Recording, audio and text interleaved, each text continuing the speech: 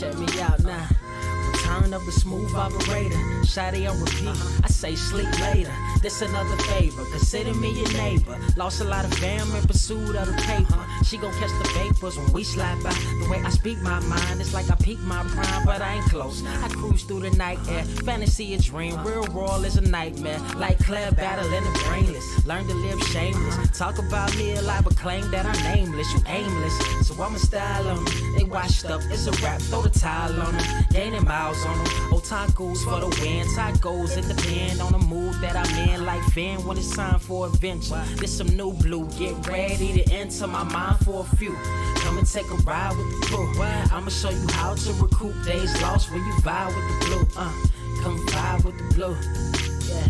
About time to regroup. Fly, got my eyes on the view. Never hear lies, only truth. Realize why they vibe with the blue. Vibe with the blue. Vibe with the blue. Vibe with the blue. Vibe with the blue. Vibe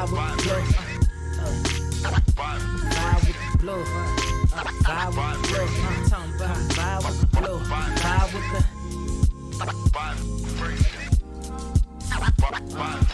vibe with the sky. Wait, you know the rest. I'm blessed. I see you frontin' like you ain't impressed, but I still get requests. I'm playing Zelda on the GameCube. I quit spamming my music. Don't ever try forcing the links. That's a high rule. The wind waker, Mother Nature on my side too, controlling the elements. Go and check my avatar. I'm arrows ahead. Get the point. Moving forward, the battle scars accumulated over time are reminders of what I went through as a minor, but made me a grinder.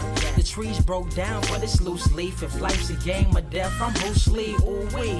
Lose sleep on the regular, trying to get this word out. Then I crash Nebula. Wish I had a very odd parent, maybe two, but it's cool. Everybody pays dues. Now it's time to make moves. Granny didn't raise me to lose. Think I'm in the mood for a cruise. Wanna ride? Come and vibe with the blue. Come vibe with the blue. Come vibe with the blue.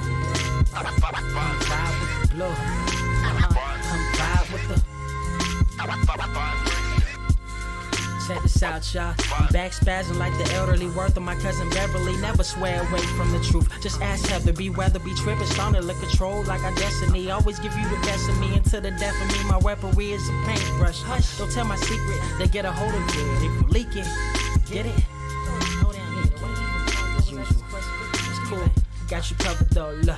But let me get back to that cool-ish, loose-ish. Why they still lying? They don't do this. Bad at board games. Whole world clueless. Selling they soul for roof Chris.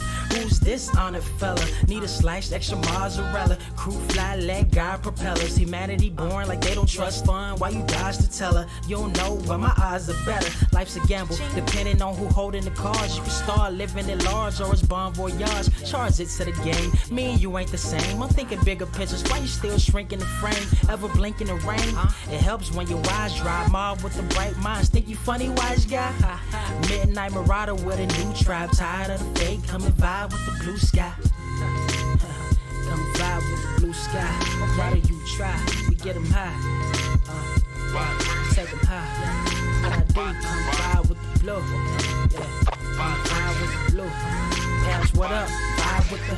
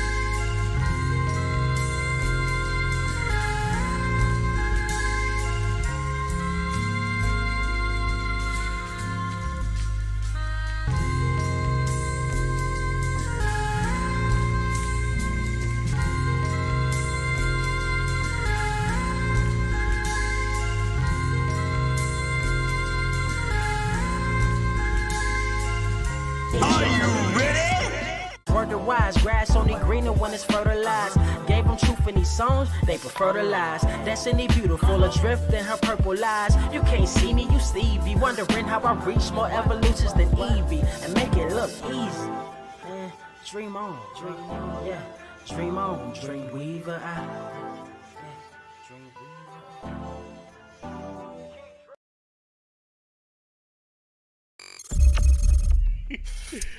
What is up, Earth's mightiest subscribers? This your boy Ernie Blerd. Without fear, back in the motherfucking building. We got my homie, the head of the table. Carter presents in the building. What's going on, Pimp?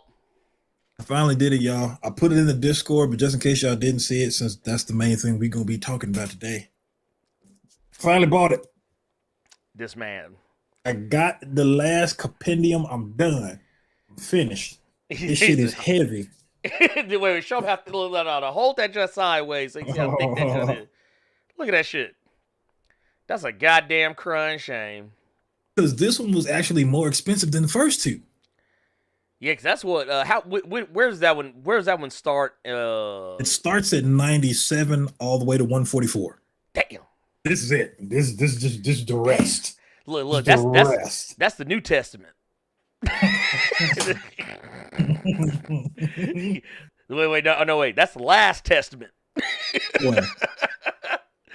Lord Jesus, this man is out here. I mean, I'm not mad at you. I'm not mad at you though. But by the way, I'm going to tell you right now, if y'all couldn't tell from the title, y'all couldn't tell from the thumbnail, I don't know what to tell y'all. We're going to be talking about Invincible. We're going to be talking heavy spoilers. We ain't pulling no punch. Y'all know how we do here. We ain't pulling no punches. Y'all know what the fuck we talking about. Y'all done seen this shit. You either seen it. Look, I'm like this. If you ain't seen that motherfucker by now, you wasn't gonna watch it. You wasn't gonna watch that shit. If you ain't seen it yet. What's that? Oh, that's the boy Absolute Venom. What's it up? What's up, sir? Yes, I did get a haircut. It's hot in California right now, and the naps was real. So before the show started, I got the clippers and the mirror. We got it in. We ain't gonna talk about the line right now. We ain't gonna talk about. I'm gonna keep looking up. We ain't gonna talk about the line right now. I'll ban your ass. You say anything. Anything. You better not tell nobody. Off rip, I want to go ahead and say, first and foremost, we got some church announcements. Church announcements we got to talk about here before we get into everything. First things first. Yep. I want to give props. I want to give props out there in these streets. Can we give props to Nick D real quick with that Diamond Blerd Club? Oh, whoa, wait a minute, Diamond. That man. Boy, Emma Frost in this bitch. God damn, man. Look, look. God, hold on, wait a minute. Diamond Mandaska. Don't let me catch you with some all white on with your chest out. Don't let me see you with the hamburger meat out, Nick D. I don't want to see what all that hamburger meat showing. Oh no, look. Nick D gonna be coming out with some head of the table shirts. look, gonna come out that Bloodborne music. Yeah.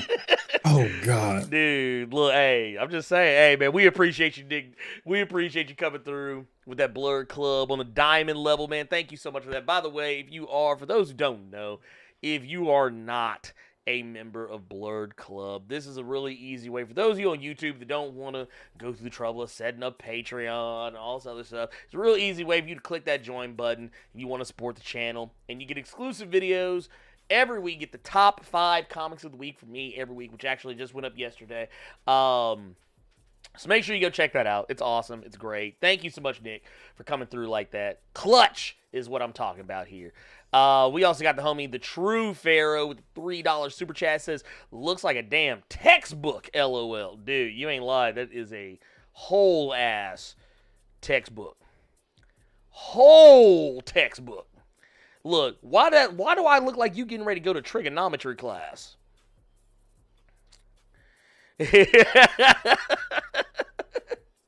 is the whole teacap right here, Tom. The whole teacap. Boy, this is not a textbook. That's a whole ass syllabus right here. That's a syllabus. This man said the whole T-Cap. Lord. See, y'all don't know nothing about that. Y'all don't know nothing about T-Cap. T-Cap was wild. If you ain't live around this area, you ain't know about what T-Cap is.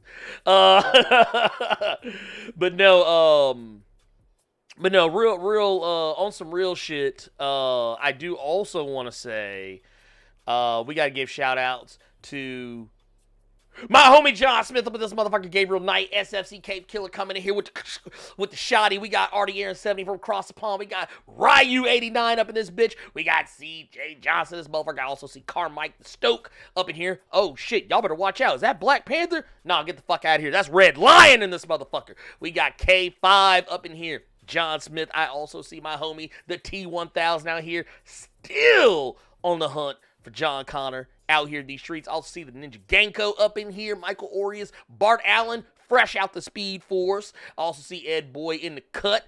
Yeah. Chase Danger, the motherfucking building. Y'all better watch out because it's danger time. Eric Morgan up in this motherfucker. We also got Anthony Jennings. We got X-Triv up in here. We got Trip 08201. I also see that we got Manny Marvel up in this motherfucker. I also see Brother Beige up in this sumbitch. My homie Trey Johnson up here because we be out here like that man stunting on killers. We also got Panther Noir up in this motherfucker. I also see Al Ogman in here. The free Rocket Man. Not just the Rocket Man. The free Rocket Man. Burning all his fuel out here alone. We also got my homie Absolute Venom. Gots to go get him.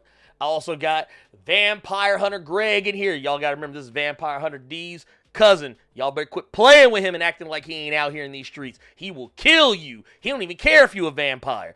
We also got, wait. Who's this I see up in here? We got Arthur Miles. We also, as we saw earlier, we got the True Pharaoh. We also got Splosh, JZJR, 47J, 32A. That's a lot of letters and numbers.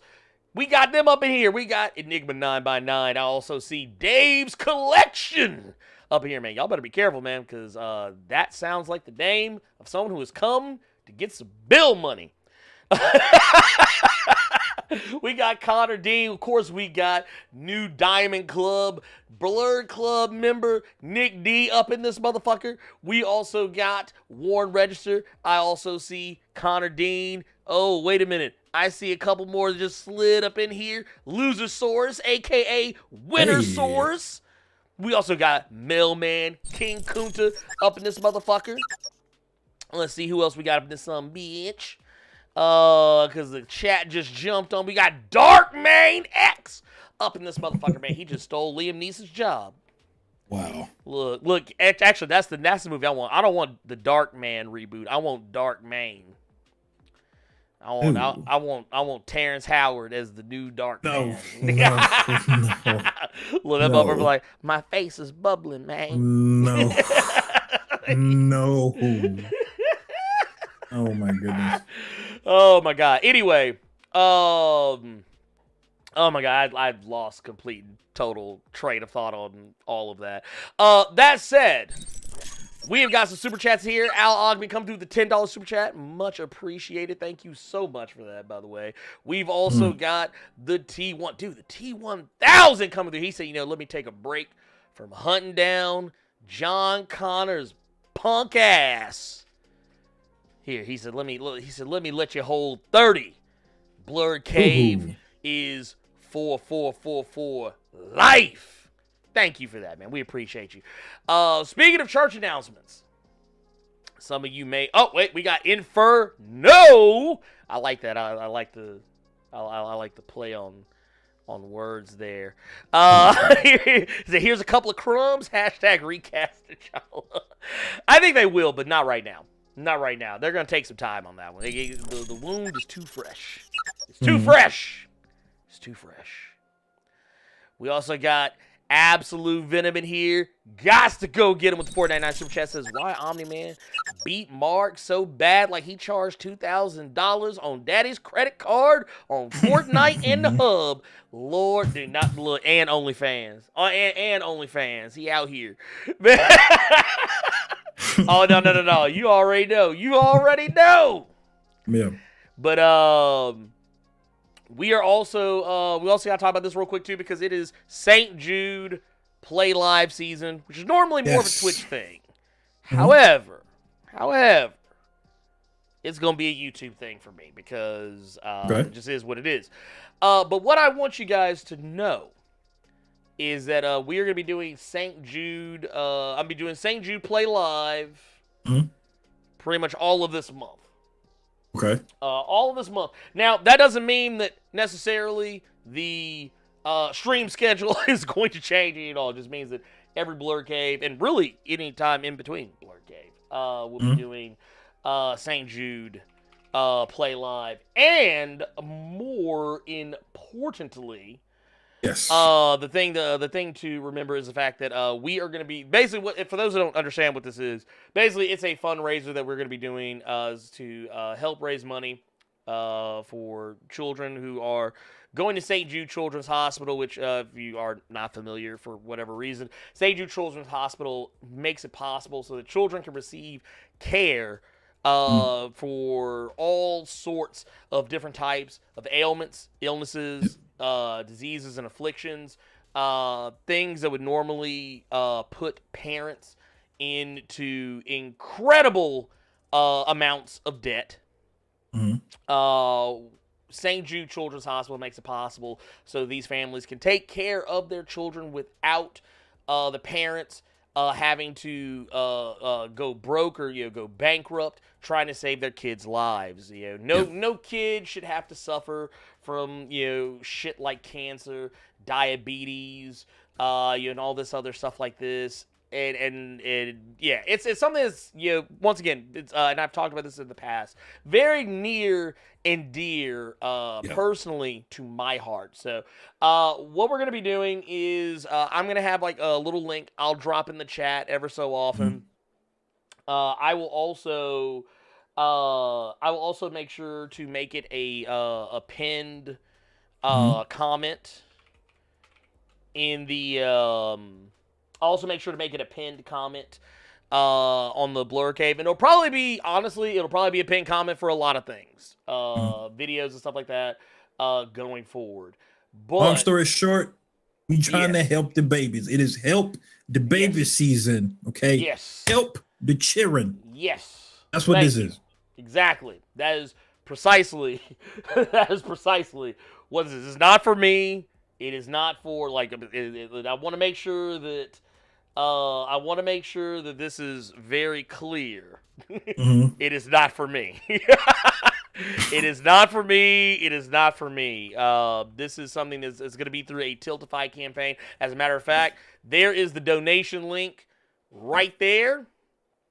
We just dropped it in the chat. I am about to go to the actual stream itself. And pin the comment. One thing down below. One thing I think Ernie and I can't stress enough is don't think you have to outdo somebody. Don't think you gotta do more so than this person or that person. All of this is going toward a good cause. So anything that you can do will help. Period. I see we had Inferno was saying here a couple crumbs. That was money you did not have to do, and that's the one thing I tell a lot of people. It's something that you don't have to do that you did anyway, and just to know that it's going toward a good cause, like it did last year, like it did the year before that.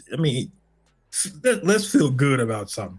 Yes, because we know Invincible didn't feel good about nothing yesterday. Oh my God, no. So nothing. He might be at St. Jude for a little bit, So every little bit helps. You're doing it for a good reason. You're doing it. I not already said it. Goddammit, we're doing it for the babies. For the babies. Okay. Also, just so you know, just so you motherfuckers know, I'm serious. Just so you know, I'm serious. Why does motherfucker gotta be cutting grass right now, outside my window? Really? You know what time it is. You know it's Blerd Cave time. Oh, you don't hear him? All right, then fuck him. Oh, well then fuck him. Fuck him. We don't care. See, you sound like me when all those fucking planes are going off. Like I right can next literally to fucking LAX. I can literally hear this motherfucker working a weed whacker right outside my goddamn window. I'm like, this motherfucker. But no, what we're gonna be doing, Same as last year, and I know that I'm still behind on some. I'm actually still doing stuff from the Bale Project fundraiser, so because we still got a couple of things left over from that. But I think we're clearing everything from the St. Jude one. But this time around, what we're gonna be doing is I actually have some incentives for you guys. We have some incentives, and we have milestones. You can probably see all this stuff up here above, but I'm going to be doing a new video series, or we're going to be testing out a new video series, and those of you who donate at the $15 level, you will get to pick characters for the things that this new video series will entail. It's going to be called Super Dojo. Basically, what it's going to be is going to be me taking two different characters and putting them against each other, kind of not necessarily kind of in a death battle sort of way without the fancy animation because I'm broke. But basically, really sitting down and thinking about who would actually win in a fight if it all came down on the wire, like no consequences, no prep time, no nothing. These two people met in the street right now, and it had to go down. Who would walk out that motherfucker victorious? That's basically what it's going to be about. And Batman. It's always Batman. It's always Batman. Even if Batman's not in the equation, it's going to be Batman. But you will get to pick if you donate at the $15 level, you can pick two characters that I put in a versus style battle. If you donate at the $25 level, you can choose my next character breakdown. So we do we already did Spawn. Dark Ages Spawn. Yeah, you see? Yeah, look, this motherfucker picked. Look, I thought you were going to say Curse of Spawn. I could have. Manga Spawn. I got a lot to pull from. Oh my god! And the sad thing is, I couldn't deny it because they are two completely different characters. There's gonna be an angry motherfucker during the whole breakdown. You gonna hear him sucking his teeth, just like, pissed. Look, this motherfucker. Look, LJ Brown, Spawn versus the Sentry. Oh my god. Lord, oh my god. Oh, y'all better not. Look. But y'all know how we do character breakdowns on the channel, so you get to pick that character that I do one for. I will say, in the past, I want to say it was with the Bale Project fundraiser, some people were picking like anime and manga characters, which I'm not going to say I won't do, but man, that requires me. If it requires me to watch a lot of shit, actually, you know what? I'm gonna say no anime or manga characters. Look at him. He knew it was gonna go down. I already knew it was gonna go down. Well, no, because I know it's gonna happen. Some of these shows run too goddamn long. If I gotta watch all this shit, y'all know how much work goes into the damn character breakdown.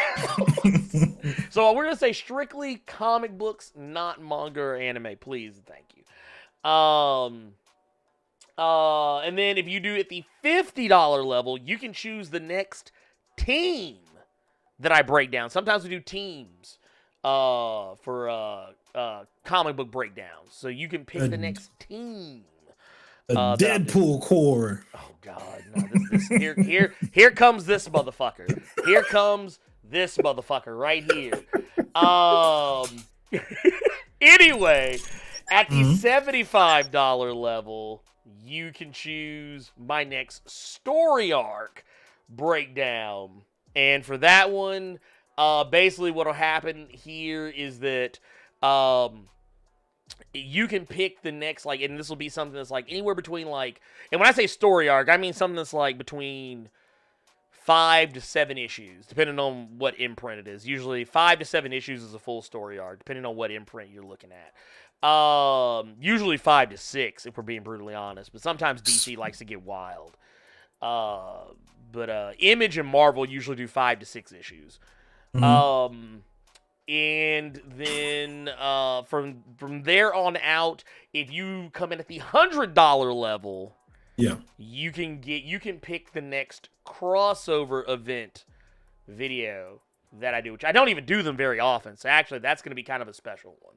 Spawn versus the Image universe. This is why we can't have shit. By the way, we actually do have some donations. By the way, Yes, we do. Already. We have some donations by and large already, and I am already appreciative. Thank you guys so much. Let's take a look real quick. We got my homie. It's Antonio with the $20. Says it's for the children. C. Dean coming through with $20 as well. Said the benefit of this last year is that the money I would spend going out could now go to better places. Dude, that's such a sage way to look at it. And I'm here for it. We also got an anonymous $20 donation. And we also got Inferno coming with the $1 donation, which I appreciate because, once again, I don't care how much you give. I don't care how little you give, as long as you give. Yes. It is always appreciated. Oh, and then we got another, we just got another $20 donation from Jesse Smith. Much appreciated. Thank you so much.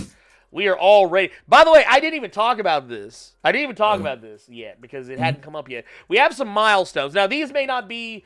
I'm kind of debating the milestones. They may get shuffled around. We'll see how it happens. But we're already close to hitting the first milestone, which is at $100. The first Super Dojo will automatically be Homelander versus Omni-Man. That is going to be the first. So we hit that. That's automatic. We already know we're going to get it. We hit $300.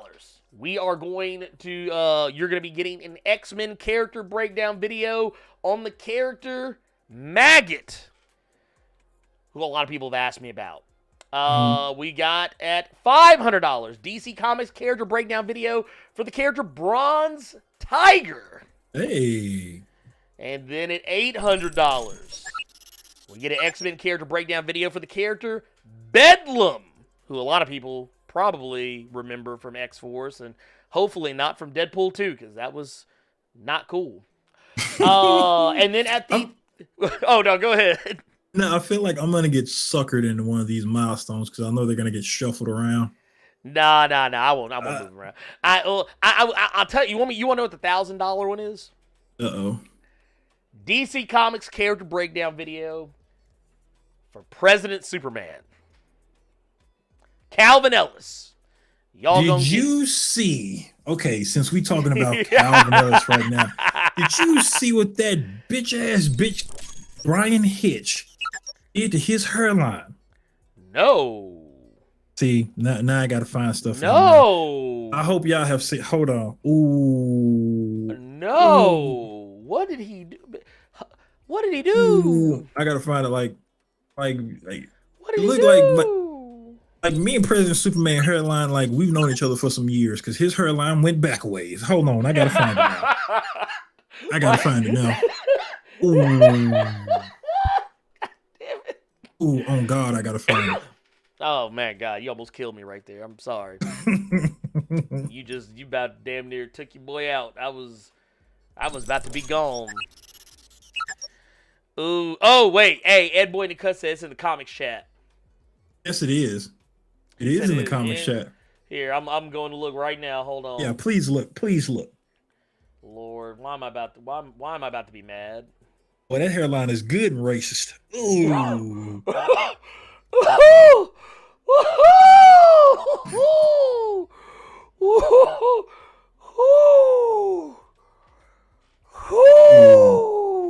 I told you. Man, his hair. I told you. Ooh. Why does dude hairline look like mine did back when I was like in my early 20s? I wouldn't have told nobody that, but God damn.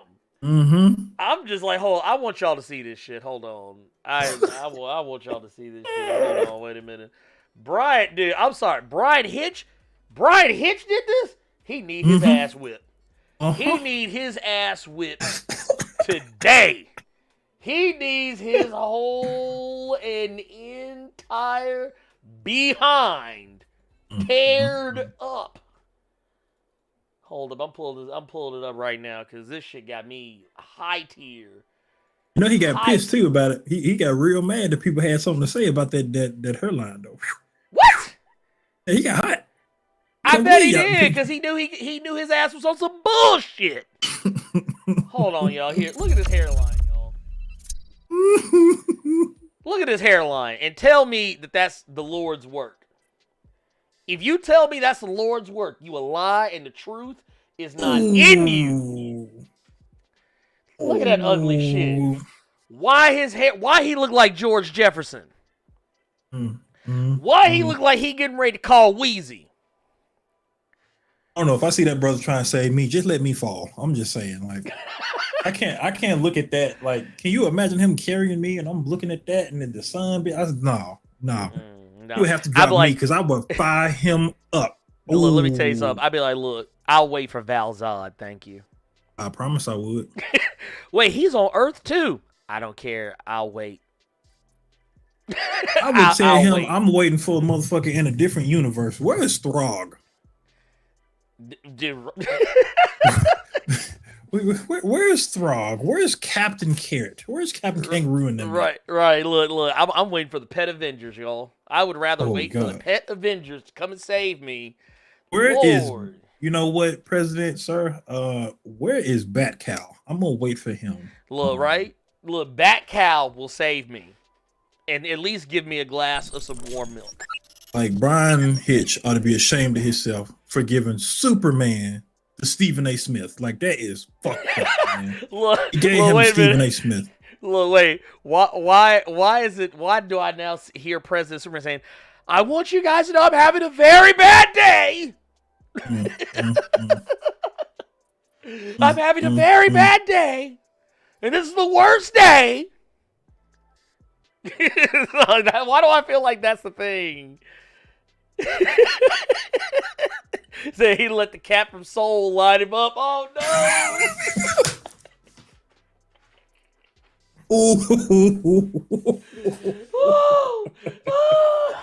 That's cold. That's cold. Oh my God! You know what? I can't no more. I gotta see now. I gotta go watch Soul again. I gotta go watch Soul again. Dude, I love that movie, man. That movie is so good, dude. And it won an Oscar. Yeah, best animated feature. I heard that. Look, by the way, do you know what that picture remind me of too? Sherman Hemsley. Up and away. Don't put that damn picture up, man. You try to find a way to incorporate that picture in the past like 5 episodes that we've done, dude. You have found a way to incorporate that ugly ass picture into this show. I don't want to be a part of this show. Look, he typing it up. He doing it again. Wait a minute. Hold on. Because I got a question, y'all. Oh my God. I got a question, y'all. Can y'all tell me why Brian Hitch got my man's Superman out here looking like this? Why he got him out here looking like this?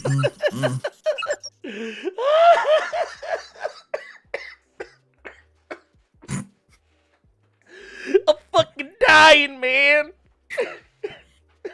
What is this? I like how LJ Brown had the super chat just completely hide the hairline. Appreciate that, LJ Brown. You have done a service to this community by hiding that hairline, dog. Why? You have done a service, sir. Okay. All right. I'm done. By the way, we got so much going on right now. I gotta go through some stuff. Because we got another donation. John came through with a $20 donation for the children. Brought to you by the Hellfire Trading Company. Thank you so much for that. See, the Hellfire Trading Company is for the children. For the children's. Yes, for the babies. Which, by the way, I'm gonna put the link in here one more again before we move on. And there we go. Bam. Now let's get into these super chats. We got a lot of super chats before we jump into this Invincible. Yes, we do.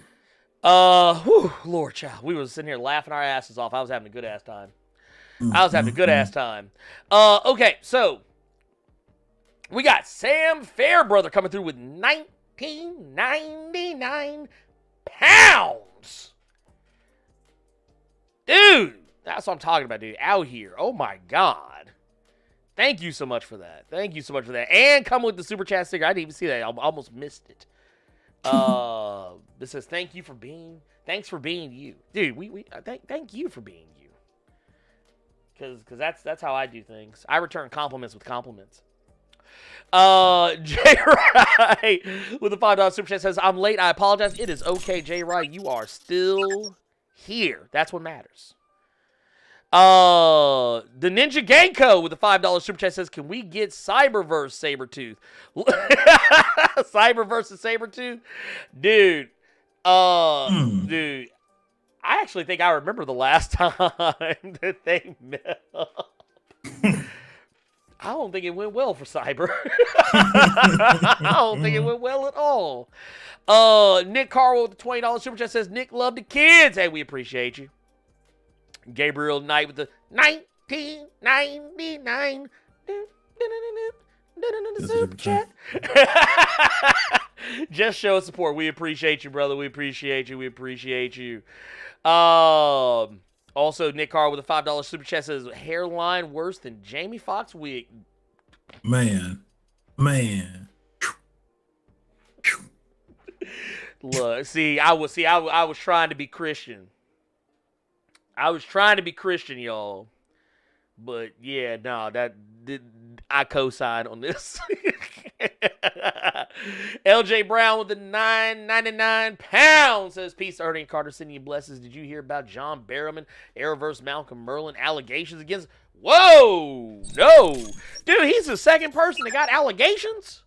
Cause what's the boy's name? Old boy from Doctor Who caught some allegations this week. Who was that? Because they're both from Doctor Who. Exactly. Remember what was it, Mickey? Remember the black boy that was with Rose when the ninth Doctor with Christopher Eccleston was the Doctor. Little black boy that Rose ran off and left. And then he was still carrying the torch for her when she came back. Yeah, apparently he got some allegations against him. He got allegations. John Barrowman's got allegations? No, not Malcolm Merlin. See, y'all can't do me like this. Y'all can't do me like this telling me Malcolm Merlin got whole ass allegations against him like that. Hold on. Here, wait. John. Apparently, he was accused. Wait, what happened? The story I'm looking at here says that he was accused of taking out his business. He was taking out the Merlin every 5 seconds. Ooh. So apparently during shooting Doctor Who, he just whipping it out in front of everybody. Lord, Oh, dude, you want to hear some bullshit? Apparently, yeah, they both I'm seeing news stories right now. Both of these motherfuckers.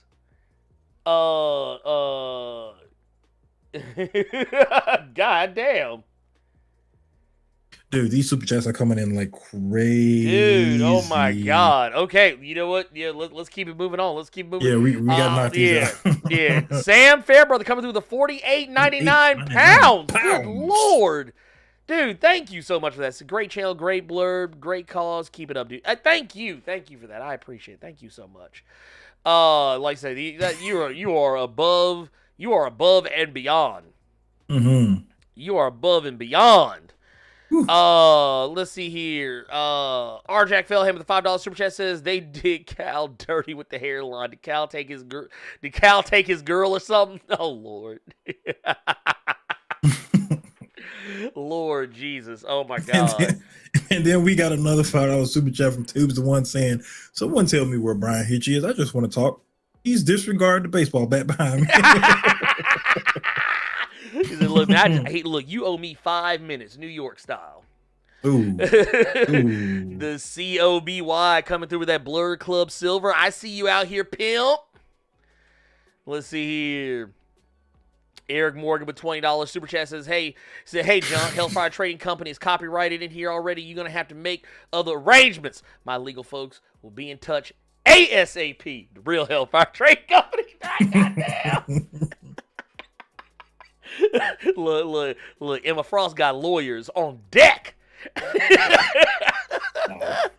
We got Trent's 5 with the $5 super chat says he needs a 1990s gang initiation style whooping for that. Dude, real quick, I gotta say this. Dude, I know you remember this, Carter. Remember what was it? Was it Crips versus Bloods gang banging in Little Rock? You remember that documentary from back in the day. Yes. Oh my God. Dude, I remember there was a girl they were showing get initiated. I think she was getting initiated into like the Crips. And like, dude, they were beating the sweet tea out of her ass. And I remember at one point, they hit her so hard that she hit the ground. And when she stood back up, it was a little white girl. She stood back up, and dude was like, he's like, "You okay? You all right? You good?" And she was like, "Yeah, I'm good." Bop! And laid her ass out. I was like, Lord, cut these cameras off, man. This is a massacre. This is a goddamn massacre. Before we get back into these super chats, I'm just reading just Twitter comments from people about Calvin Ellis's hairline, and one of the news articles I pulled up. I already this shit. Brian Hitch has a hair trigger over Superman. No, they didn't. No, they didn't. Oh my goodness. And apparently he's just telling everybody to fuck right off when anybody is complaining about that Stephen A. Smith action he gave Calvin Ellis. Wait a minute. Wait, did he delete the tweet? Because I'm going through his tweets right now looking for it. I can't find it. I'm thinking he did, because what I'm looking at right now are screenshots. Oh, yeah, he deleted that shit. Yeah. Brian Hitch deleted that shit. He said, "Nah, I'm done." He said, y'all ain't out here about to clown my ass. Here. Oh, wait. I'm going to see if I can find that shit. Yeah, I found it. I found the article. Thank you, sir. Hold on. Wait a minute. We got to pull this up real quick. I apologize, ladies and gentlemen. Oh my God. Wait, yes. What the heck is up with that hairline? You lot can fuck right off. I mean, no disrespect, man. Just have a little fun with it. I mean, all the disrespect. You ought to be backhanded. Somebody should burn your drawing hand with a hot iron. Look, ooh. Get the hot cone. Yeah. Yeah. Dude. Yeah, they say the tweet has been deleted. Yeah, I bet it has. Oh, dude, check this out. Apparently the cover's been taken down. They took the cover down.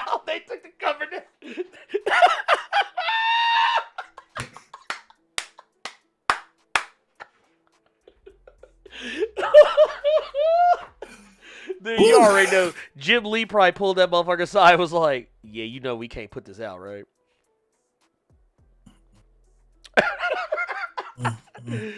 Oh, goddamn, I'm dead. They took the cover away, y'all. Oh, God. Vereen 70 with 199 super chat saying, "Where was Supreme to stop Omni?" I don't think a clothing line could stop Omni Man at this point. I don't think he wants a Look, I don't think he needs a Supreme endorsement. I don't think I want to see Omni Man rocking Supreme jackets, big dog. Oh, wait a minute. You know what I just thought about? Speaking of Supreme, I think I might have saw him in that splash page on Crossover. Oh God. Lord, that's the last thing the world needed, Supreme. Good Lord. Supreme. Look, angry ass Superman. That's what you need in your life. You thought the Zack Snyder Superman was angry. Oh no, sir. Bergtown Music Group says confirmed. Omni Man only smashed Debbie doggy style. You know. Danger. I got to go. I'm sorry, y'all. Oh my goodness. And J Ryle, welcome to Blerd Club, my G. Gold. I love gold. Appreciate that, J Ryle. Oh my God, that boy said the gay has arrived. What's up, Black Gay Comic Geek? How are you doing on this lovely Saturday morning? Oh, what's up, Black Gay Comic Geek? What's up? Oh, how you doing? Absolute Venom with another 499 super chat saying, "Tell me why I bet that issue is going to get delayed, because they have to get a real life barber to draw Calvin's hairline in." Dude, look, let me tell y'all something. This is the last time y'all gonna see this hairline. Ooh. Look at that hairline. This is gonna be the last time. That cover is gone. It don't exist no more. This shit has been sent to the Shadow Realm. That money, next time we see that cover, it's going to be him and like his Clark Kent get up wearing a hat. Damn. You ain't finna see the super suit. You might see him doing this, but I bet you that boy got a hat on. Nope. Look, he gonna have to fit on. Be like, no. That boy gonna look like Superman Earth 1 ran this motherfucker. Look like somebody cut a plug in his head. Oh my god! And then J. Ryan, welcome back to Blerd Club Gold, man. Thank you so much for that. We appreciate you. We appreciate you so much. Also, I want to say appreciations to all of our people who have been donating, because now we have actually passed. We have passed the first milestone. That's great. That's great. But I'm gonna need you to read that Inferno $2 super chat right the fuck now. I'm gonna need you to read that right now. What?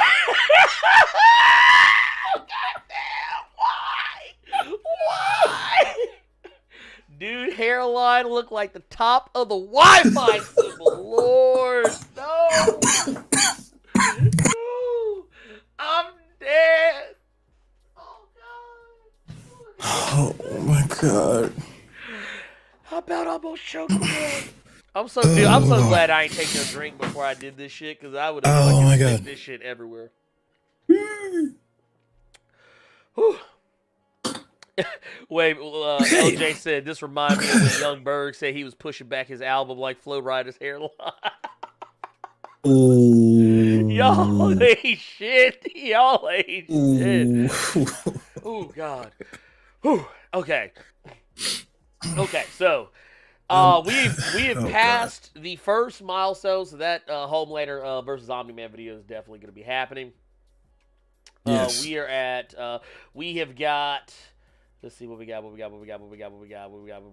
In 45 minutes, we passed that goal. You people are fantastic. Dude, y'all are wild. Fantastic ain't even the word. You all are better than Calvin's hairline right now. That is amazing. Dude, right? Thank you all so much.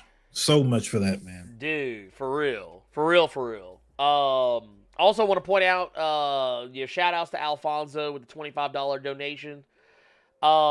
I was gonna say, Alfonso, you technically donated enough that you could pick a thing. I guess,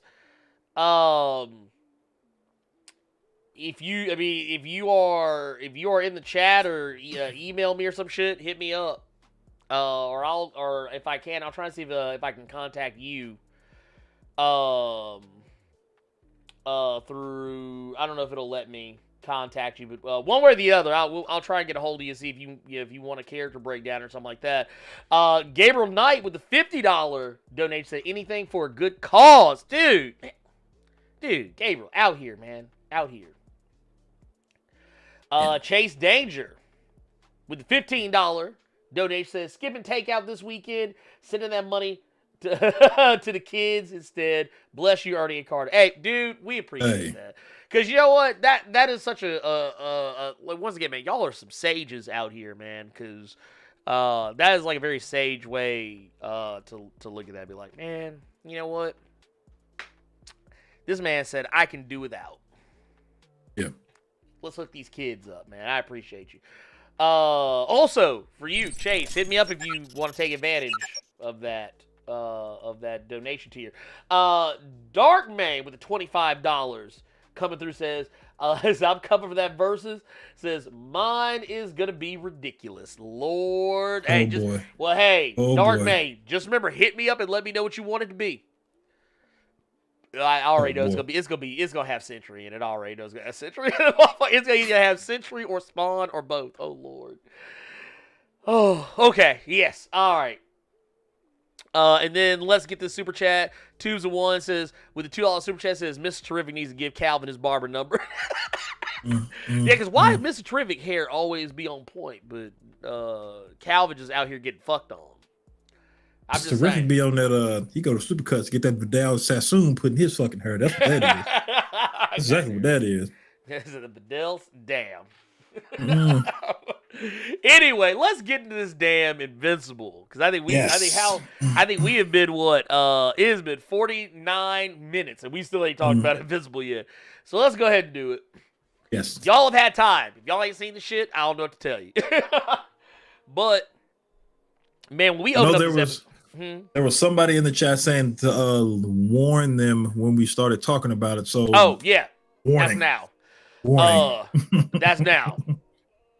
That's now. But no, what when we started off this episode, man, I did not, even as having read the comics, I did not expect it to go exactly the way that it went. Mhm. Dude, I'm gonna go and say I can only describe this episode as child abuse. This To the nth degree. dude, like this was child abuse.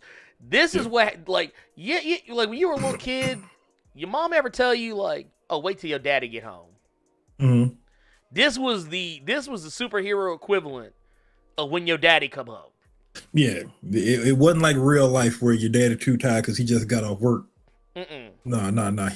That boy came out the car with the belt wrapped around his hand. Look. Matter of fact, the school had called him. He had to leave his job and miss out on some of that check. He had to use some of his vacation time to come down to the school and see what you doing. Lord, Dude, that's what that was. Yeah.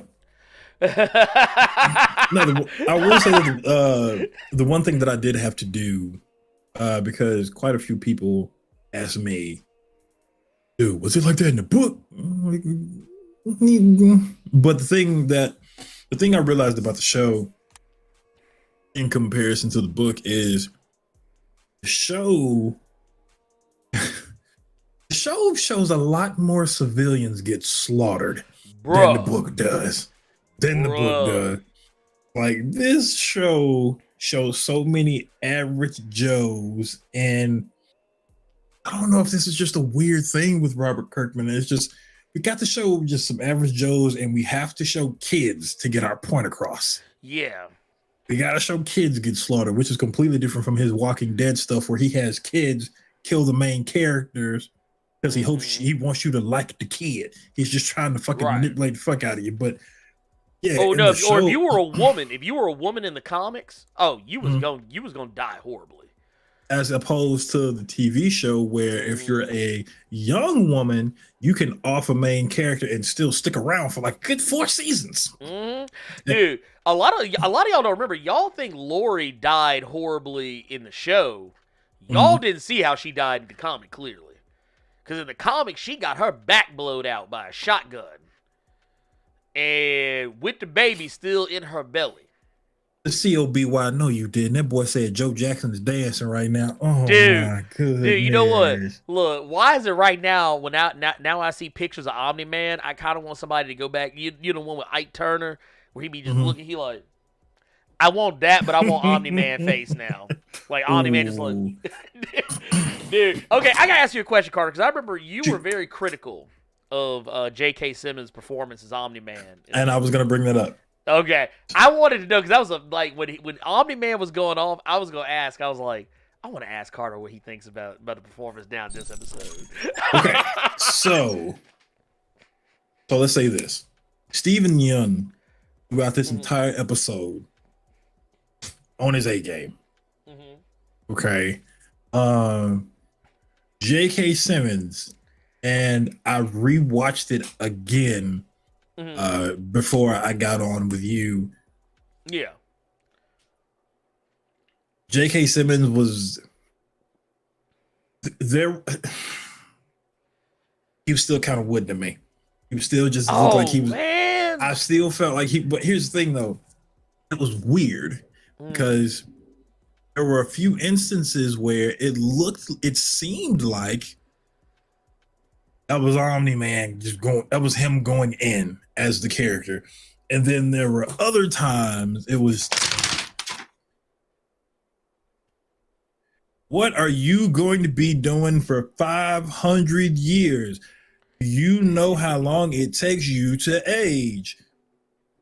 You are going to go older before, like, it seemed, there were a few, it was so weird because it seemed like some moments he was in the zone, and then there were other moments where you was reading from fucking paper.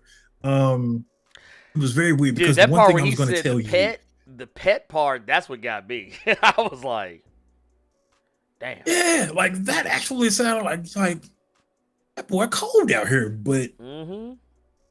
I'm going to tell you what I wanted in this episode because Mm-hmm. I knew what was coming. Yeah. But one thing I wanted in this episode from J.K. Simmons, I wanted Whiplash J.K. Simmons. Oh. I felt like if you go do that at any Yeah. point, it would have been this fucking episode, and I didn't Yeah. get that. I won't I lie. got it I a expected tiny it to. bit. I didn't get that. You know what I'm saying? Right. No, All that I see what you mean. screaming and yeah, all that screaming and yelling. It wasn't screaming and yelling from J.K. Simmons. He was just talking loud. Mm-hmm. Now, Stephen Young, you would have thought that was his daddy for real. Just like that, just broke his heart like that. He was in. I don't feel like Debbie has really chewed this. Okay, so let me get this out of the way right now. So the people on the show so far that I think have done an amazing job of voicing their characters. Walter Goggins was Cecil. He's probably the best one out of everybody. Yeah, I like him. Okay. I like him. Stephen Young, it depended on the episode. But this episode, he brought it. Yeah. Zachary Quinto as Robot, I really liked. I hate that's not the voice actor anymore for Rudy. And it's going to be so hard for me to fucking say Rudy. It's going to be so hard for me to say Rudy. But everybody else kind of did their thing more so because a lot of them were voice acting in other cartoons and stuff. So this is their wheelhouse. They know what they're doing. But dude, honestly, that's what I'd been wanting. That's what I wanted this episode. I wanted, are you pushing or are you rushing or are you dragging J.K. Simmons? Right, yeah. I wanted him throwing a chair at somebody's head. Do you know why I just threw that chair at you? You know, I wanted Whiplash, and I didn't really get it. I will say this though, I did appreciate the naming of the episode. Aside, voice acting aside, just because that is literally the last thing he says to his son before they actually start the next issue. Mm-hmm. Oh my God, bruh. Lord, holy have mercy. Shit! Yeah, Yo. Dude. Oh my God.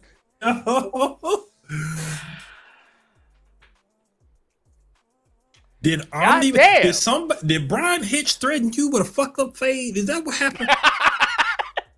Did Brian Hitch threaten you? Brian Hitch is out here threatening to give out fucked up hairlines. And look, first off, real talk. All bullshittery aside. Yeah. Yes. Dude, Andre Malcolm tattoo, thank you so much. That is a 99 wow. super chat. Dude, I don't even know what to say to that. Like, that is fucking incredible. Dude. Wow. Just, wow. Dude, thank you. Thank you for that, dude. Like I said, I dude, yes. Dude, thank you so much for that. That is just, like, honestly, my mind is blown. Like, I'm actually kind of flabbergasted. I think many of you know me. I'm usually not lost for words, but just, oh my God. But no, Andre Malcolm said this was a great season, 5 stars, everything was on point. Like I said, I really enjoyed this season a lot. I thought the season finale was probably one of the stronger season finales I've seen for a lot of things recently. Going back into the voice acting a little bit though, one thing I do want to say is I do agree. I do kind of feel like not everyone's performances were as good as others. Mm-hmm. I do agree that I think Zachary Quinto's performance as Robot was great up until they switched, with the whole body swap thing. Yeah. I actually like Monster. I need to look this up. I need to see who's playing Monster Girl. Okay. Because actually I liked I liked Monster Girl. Sandra Oh, I see Black Gay Comic Geek saying that he thinks Sandra Oh was killing it. She was all right. I like Sandra Oh. I thought she did. No, I do too. It's just like she had. I'm gonna tell you. I think what this was it had a lot to do with COVID stuff. So I think this was more so people. I don't know. I don't think they could really feel the scene. Maybe they were at the house, or not even in the studio. I think it was a case of maybe they weren't able to play off of other actors, play off of somebody else. Actors. Yeah, I don't think they could really play off of somebody else. That's why I was just so. Okay. That's why I'm so hard on J.K. Simmons. It's Gray Griffin, who I've actually, you know what? She's been in a lot of stuff. I can't believe. Well, I guess because like the way that they're like she's doing the voice, that's why I didn't initially catch it. But no, Gray Griffin is out here. Ed Boy in the cut. The person who plays Mark's best friend is annoying. I don't really like his voice acting. That means he's doing his job. Doing his job. He's doing his job.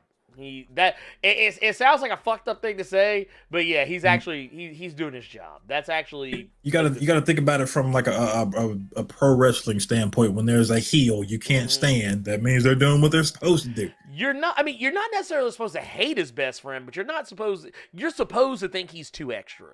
Like you're supposed to find him just as irritating as Eve and Amber did in this past episode. Mm-hmm.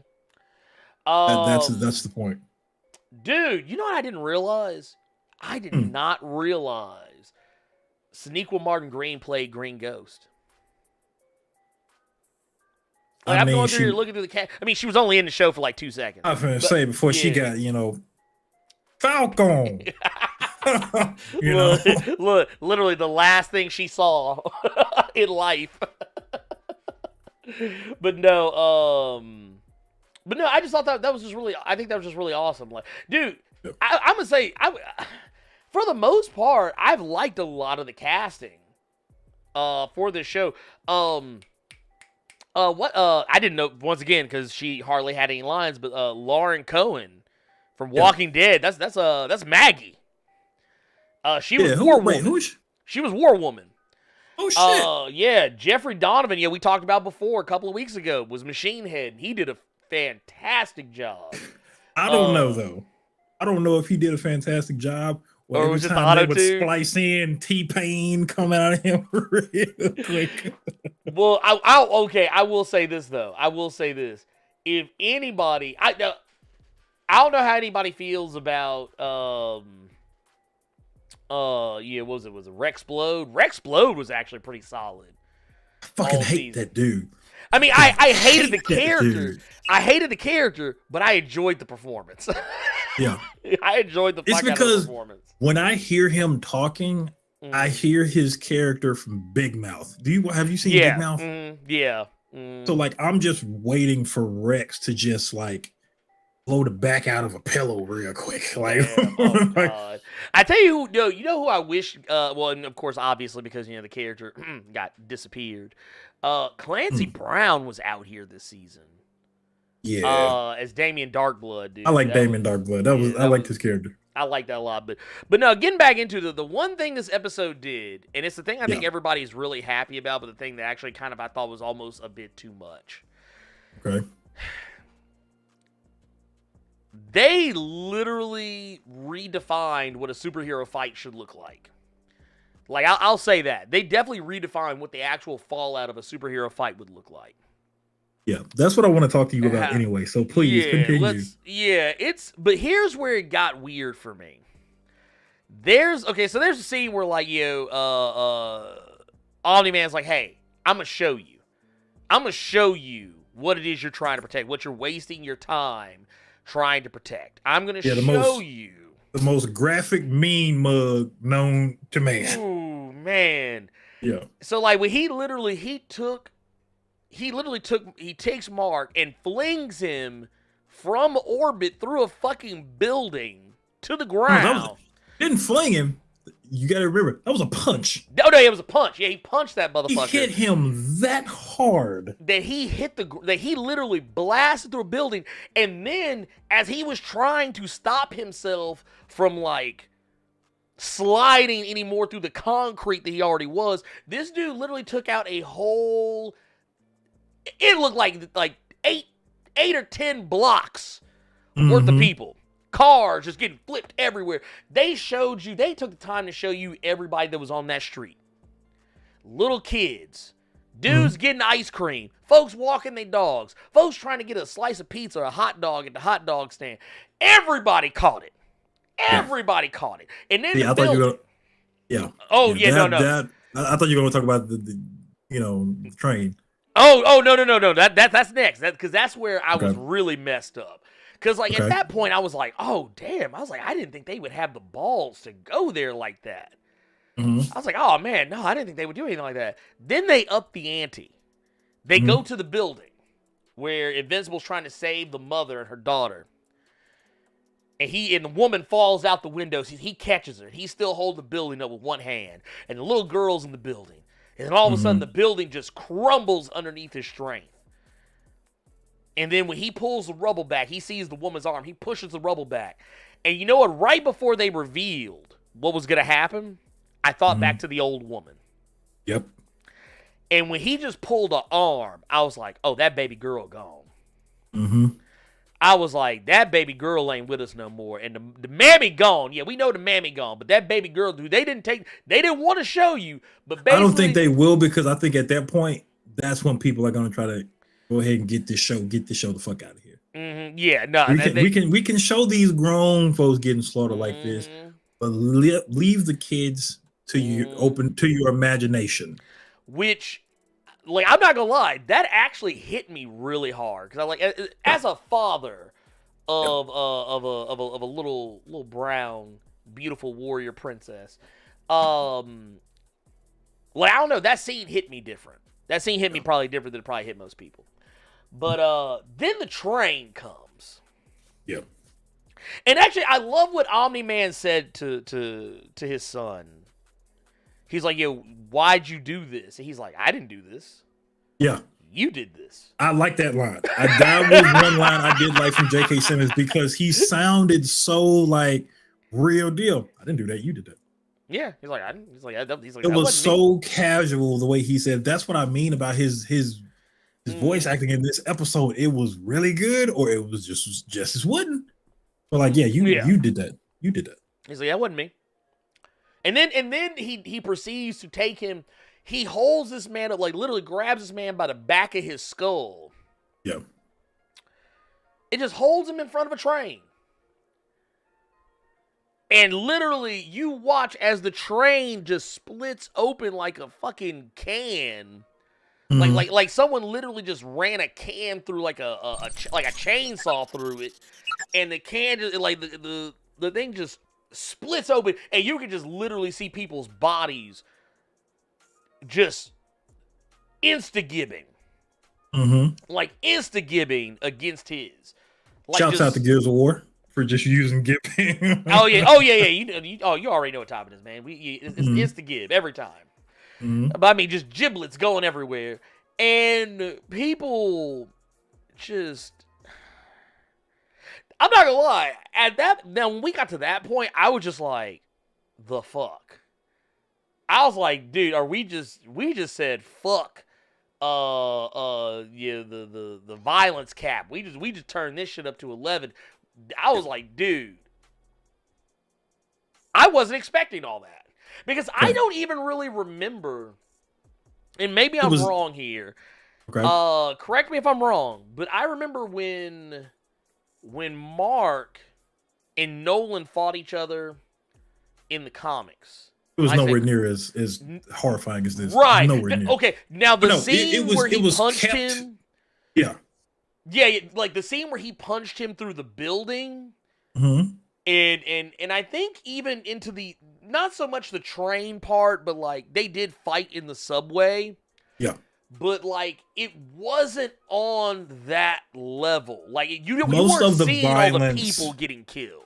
Most of the violence in the book was kept Mark and Nolan. Right. The show is the one that turns the volume up. Turned it all the way So we up. need to show everybody getting slaughtered. The one thing I was gonna one thing I wanted to ask you was and I saw some people saying it in the chat. Yeah. Well, you know what? First thing I'm gonna tell you to do is what I'm gonna tell all of you to do. Because the one thing that I did this morning was, if you haven't, after the show is over, after we finish the show and everything, because I saw a few people's videos were up on this episode. Watch people's reaction videos to this episode. Oh, yeah. Watch people's reactions Dude. to that fucking train scene. Watch people's reactions to when they were on the street. Just seeing the different, just either oh shit or horrified. One video I was watching, that dude was legitimately pissed and disgusted and did not want to finish the episode. That's one thing. Yeah. That I would tell all of you all to do, just so you could see. That's one reason I do like reaction videos when it came to Invincible, just to see how people react to them. Another thing I was gonna say to you, because of Mark getting punched to that city, and because of what not really what happened in the train, because I think because I know Seth Rogen and Evan Goldberg did the show. I don't really know who thought that would be a dope scene, because that was just more so done gory for gory's sake, horrifying, violent for violence sake was that train scene. Yeah. Do you, Ernie, was showing how that fight was, showing how the alien invasion was with the Flaxons in the earlier episodes. Do you appreciate Scott Snyder a little bit more when you see how this action scene was done, and then you look at like a Man of Steel? Okay, so no. And the reason why, let me tell you the reason why. Because I feel like Zack Snyder has no restraint.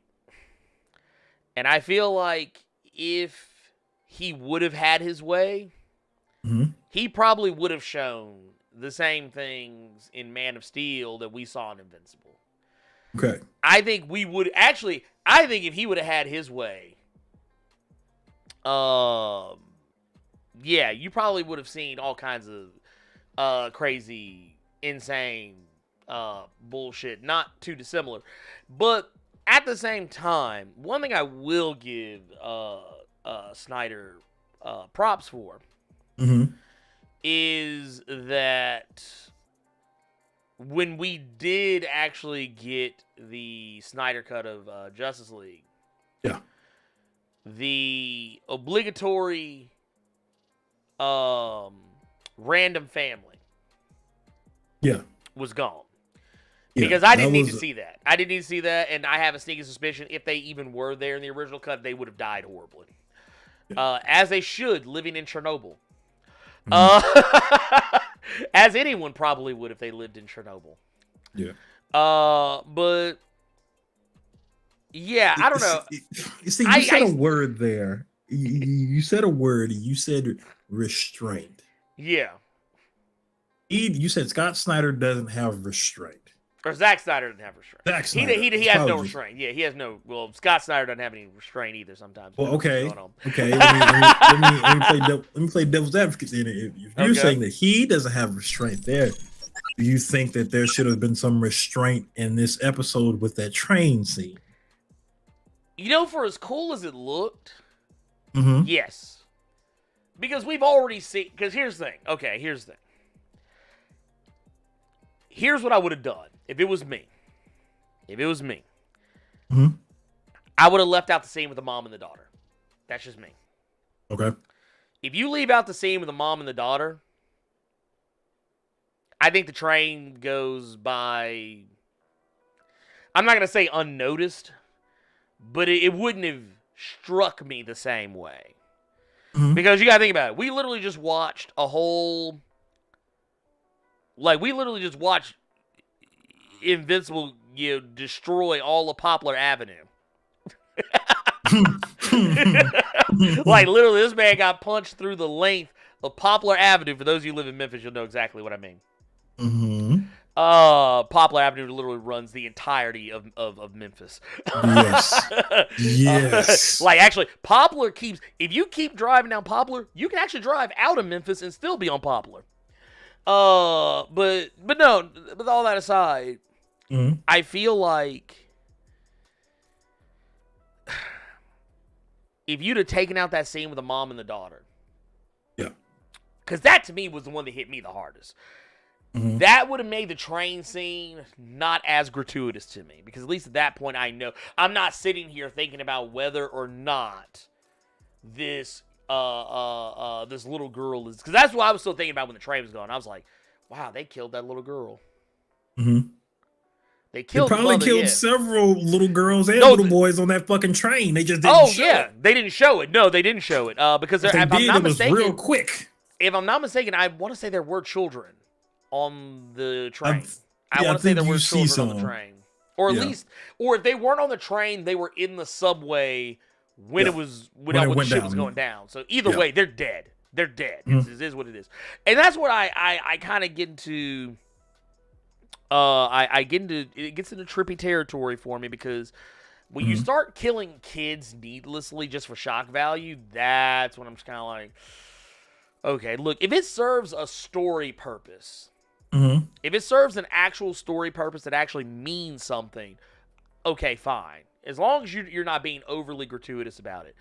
Like, case in point. Let's say, I'm trying to think of a good example here. Okay, spoilers for the movie A Quiet Place. Okay. Spoilers for the movie A Quiet Place. Have you seen You've seen A Quiet Place, haven't you? Yeah.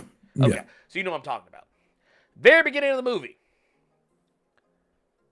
Little boy gets clapped. Now, we didn't see it. The camera literally cuts right when the monster is about to hit the little boy. But we know immediately after that boy is gone. That boy is no longer with us. There's one less child in the family. But that child didn't die needlessly. The child served a purpose to the story to let you know how severe the world was and why the family was taking so many precautionary measures. So that way, when you go into... Because I remember when that trailer for the movie first came out, people were like, oh my God, why are these people being so extra about being quiet? And it's like, I actually remember sitting in the theater. I was going to go see something else. I don't remember what movie it was. But like, I remember the first time I saw the trailer for A Quiet Place, there were people in the theater, and I don't mean just one or two. I'm talking about dozens of people in theater clowning the trailer for how quiet everybody was being in the trailer.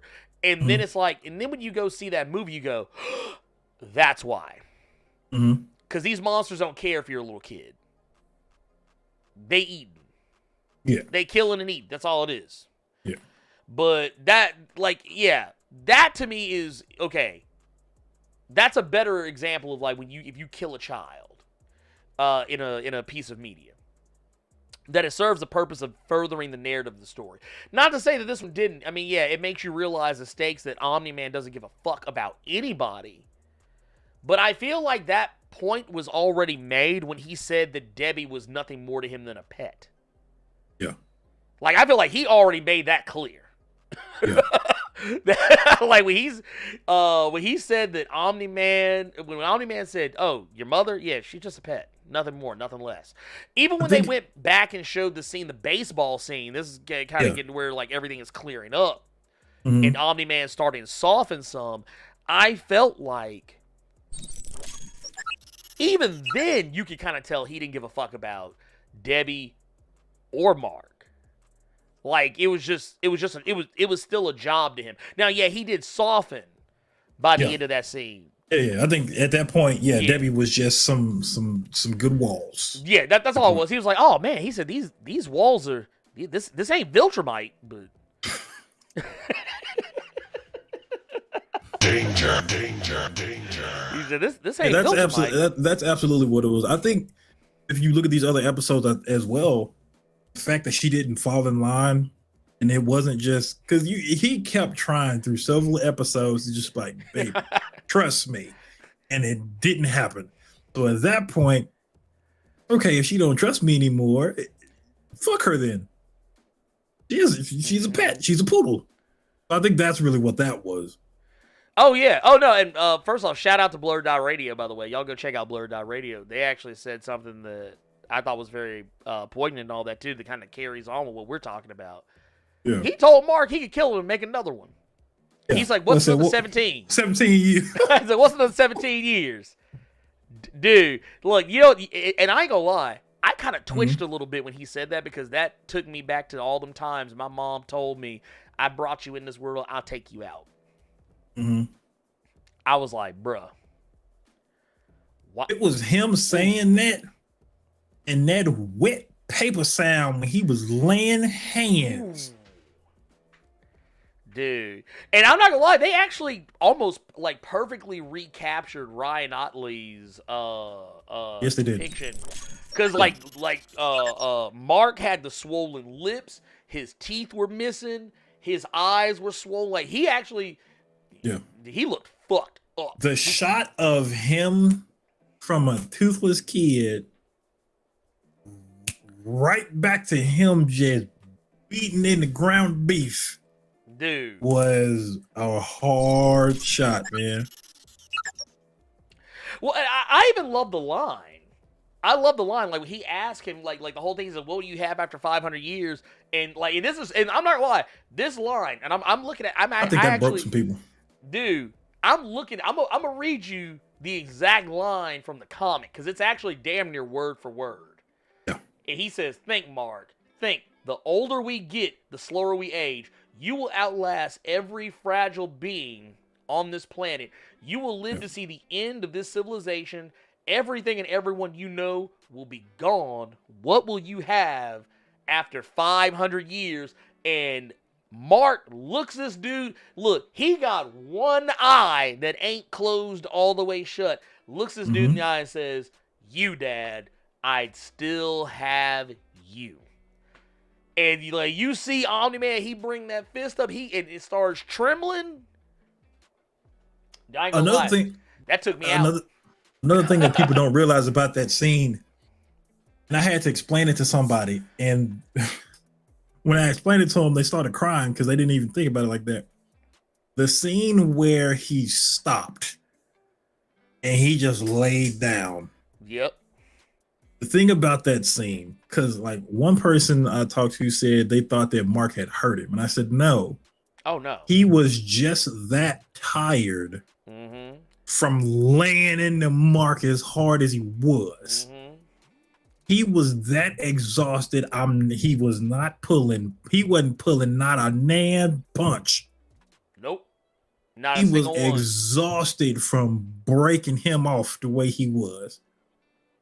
Which is even more terrifying to think about. Because it was that, and when Mark hit him, and he just looked at him, and it's like, please. Dude. And then just not like, dude. And even through all of that, you just went through a train full of innocent people. Dude. You just saw a girl die in front of you with her mom. Your father is responsible for this. And you still have undying love for that man. And you are still trying to change his mind. I'm gonna tell you what I want to see next season. Yeah. I want to see more Debbie. Because I think we are. I think we finna get spoiled. I mean, it's not really a spoiler because if you watch that episode, let me go ahead and just tell you all now. Yeah, Debbie finna be a full ass alcoholic. Yeah, Debbie. If they follow the comic. Yeah, that Debbie shot with art. Yeah. Debbie is finna be Drake's mixtape. Debbie finna be so far gone. Oh yeah. Dude, Debbie ain't even on this planet no more. After that point. That girl Fifth Element. She checked out. Oh yeah, and I don't even want to say too much because I saw somebody earlier said Omni-Man can't come back to Earth after this. Don't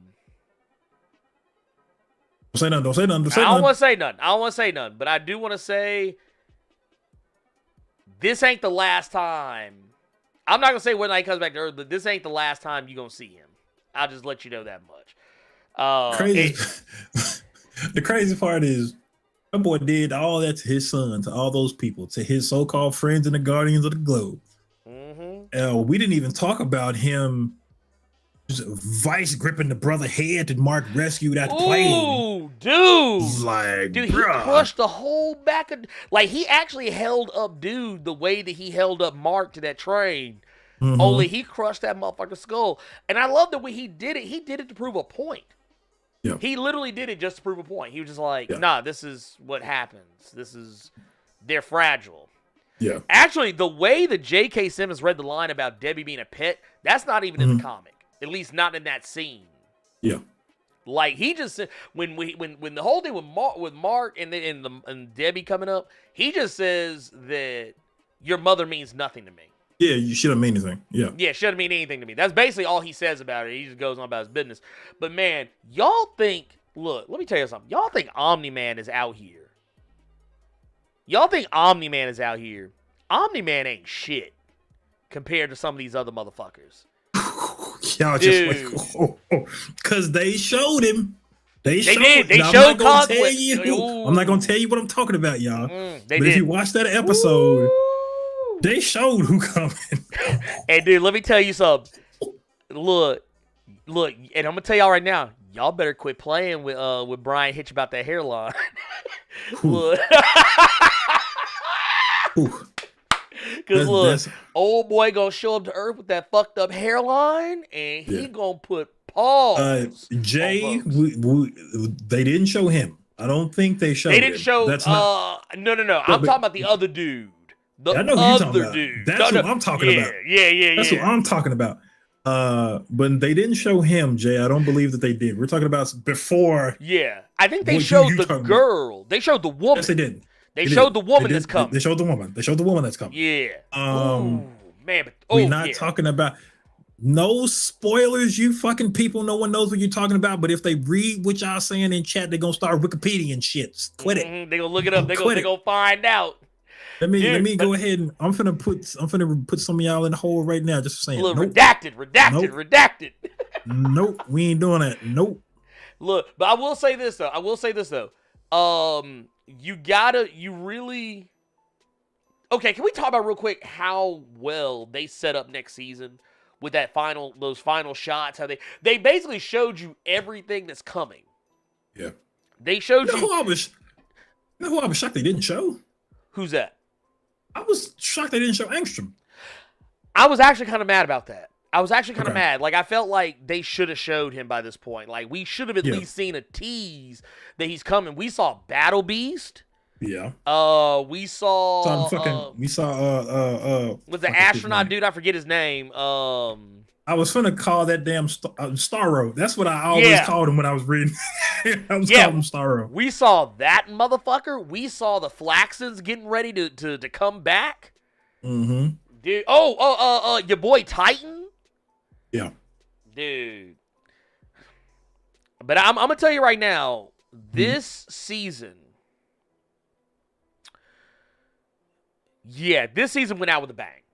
I don't give a fuck. Dude, can we talk about Cecil real quick? Lord have mercy. I almost forgot about this shot.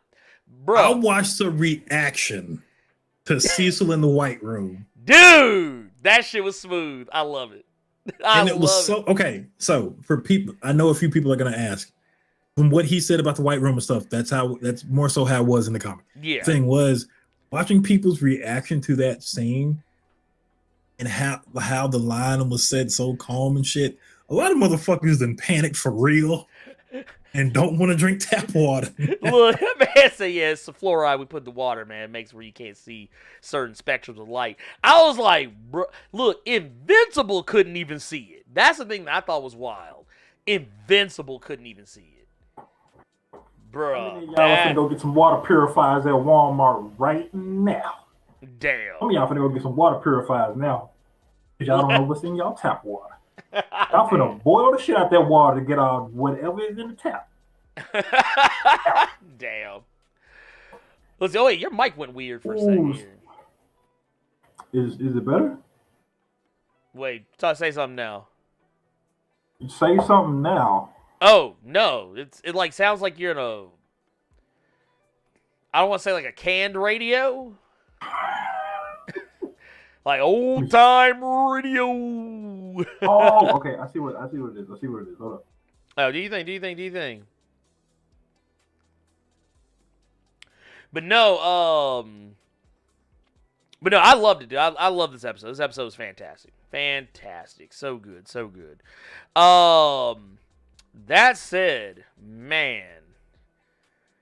Wait. Now I can't hear you at all. Handy business. Oh yeah, I forgot to unmute it on actual fucking Discord. My bad. I'm lame. I'm ugly in the motherfucker. I'm sorry. How do I sound? You sound good now. You sound great. But no, yeah, it was. Mr. Yuri said it sounded like I was in the white room. My bad, y'all. Dude, it kind of did. I was like, damn, he for real went to the white room. But no, I love how everything wrapped up in the end. It let you know where everybody's at, where everybody's going, what is coming, the shit that Invincible is going to have on his plate. Now, this is something that actually came up because of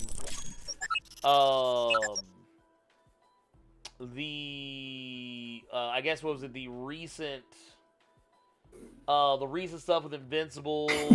We now know that we got 2 more seasons of Invincible in the pipe. I think they can actually, literally the day they released the final episode. Yeah. That was when they were like, all right, yeah, we're renewing Invincible for seasons 2 and 3. I'm trying to see right here. I can't remember if they said exactly how many episodes each season will be. I'm kind of hoping maybe they give us more episodes, because I feel like if we get more episodes per season, I get a sneaking suspicion, at least bump it up to 10. While you're saying that, give me 1 sec. I need to see something. I'm about to. Let me see something. Hold on. Handy business. I'm gonna read these super chats real quick. All right, go ahead.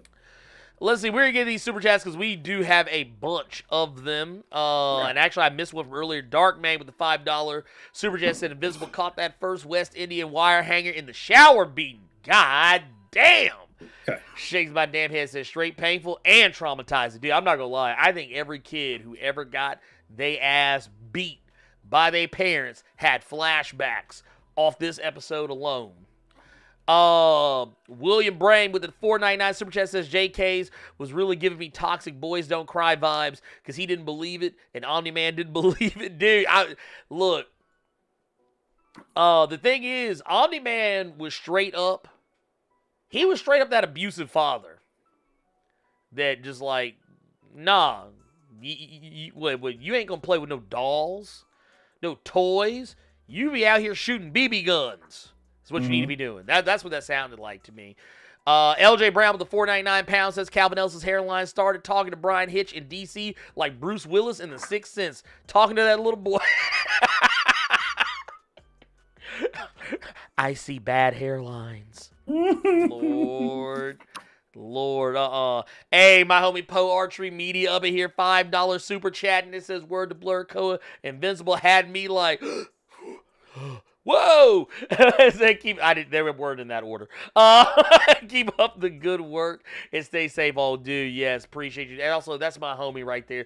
Y'all go check him out, man. Antoine Ghost Mitchell out here with Sand Cove's Embrace. Y'all go follow my boy. He's out here. Go holla at him and check it out, y'all. Don't sleep on it. So what I was doing actually, just because I wanted to more or less see like what they could still do. So when I grabbed that first compendium, and going through it, look at the bottom half. We still got that much left from the first compendium. Oh yeah, that's season. I tell you what, that's season 2 right there. Yeah, that's season 2 right there. because like that, I'm trying to sift through it, and Because it sounds like they're jumping straight to the Viltrumite War, is what it looks like. maybe because I know they did a lot of stuff out of order or in different order. So Yeah. we still haven't gone to Mark. Angstrom is in the first compendium. Yeah, Angstrom is he doesn't have his real first showdown with Angstrom till like around issue like it's in the 30s, I think. Yeah, because the first compendium was all the way up to 47. Right. So we basically went through roughly 20. Oh damn. Right? Lord. Yeah, that sounds about right. Yeah, because we haven't even gotten to like Alan when he's doing his thing with the planets. Mm-hmm. We've only seen Alan twice so far, and yeah. So yeah, we still got a good half a compendium left to go through. Oh yeah. We got a little ways to go. We ain't done yet. Yeah. Here, let's see. We got, Ed Boyd in the Cub with the $5 super chat. Says superhero fight should literally look like Hiroshima happened, but prolonged. That train scene was vile, but I couldn't look away. Just like the saying, dude. It was that was, and that's actually. Thank you, Ed Boyd, because that's actually how I felt about that train scene. Mm-hmm. Like I did not like it, but I couldn't look away from it. But I will say it definitely was a well done scene. Yeah, that train scene was wild. One thing I can tell you all, because I see people talking about it in the chat right now, a lot of the wars and stuff that happened that were huge events for Invincible, if it had anything to do, if it was something to where other heroes from other Image books were involved, they already said that they're not going to do those. No, even though Eric Larson came out and talked about, well, I mean, y'all could use Savage Dragon. No, we don't want him. No. Okay, this is going to sound really horrible coming from me. We don't want your kind over here. No, we don't. Matter of fact, first off, didn't nobody want Savage Dragon when he had his own cartoon on USA Network? So I think we good. We good. So yeah, I think I can talk about these now just because I don't really see a lot of these happening. The Invincible War, I don't see that happening. No, Invincible War will not happen. No, I don't see that happening just because that was a whole Image-wide event where that Spawn, Savage Dragon, Tech Jacket, Shadowhawk, Shadowhawk, and what Darkness? Pit? What Pit? Yeah, Pit was in it. Yeah. Jesus Christ. So like any of those big things that happened in Invincible that were Image-wide, we won't see them on the show. If they did it, they would have to do them in such a way. They would have to do them in such a way that they would have to ultimately change the entire fabric of the event, and I don't think it'd be worth it to do that. Yeah. Tubes One says this show proves the power of animation. Yes. Sometimes it does. Sometimes those animations are a little bit. They're a little stiff. I think they saved most of their budget for this episode, though. Yeah.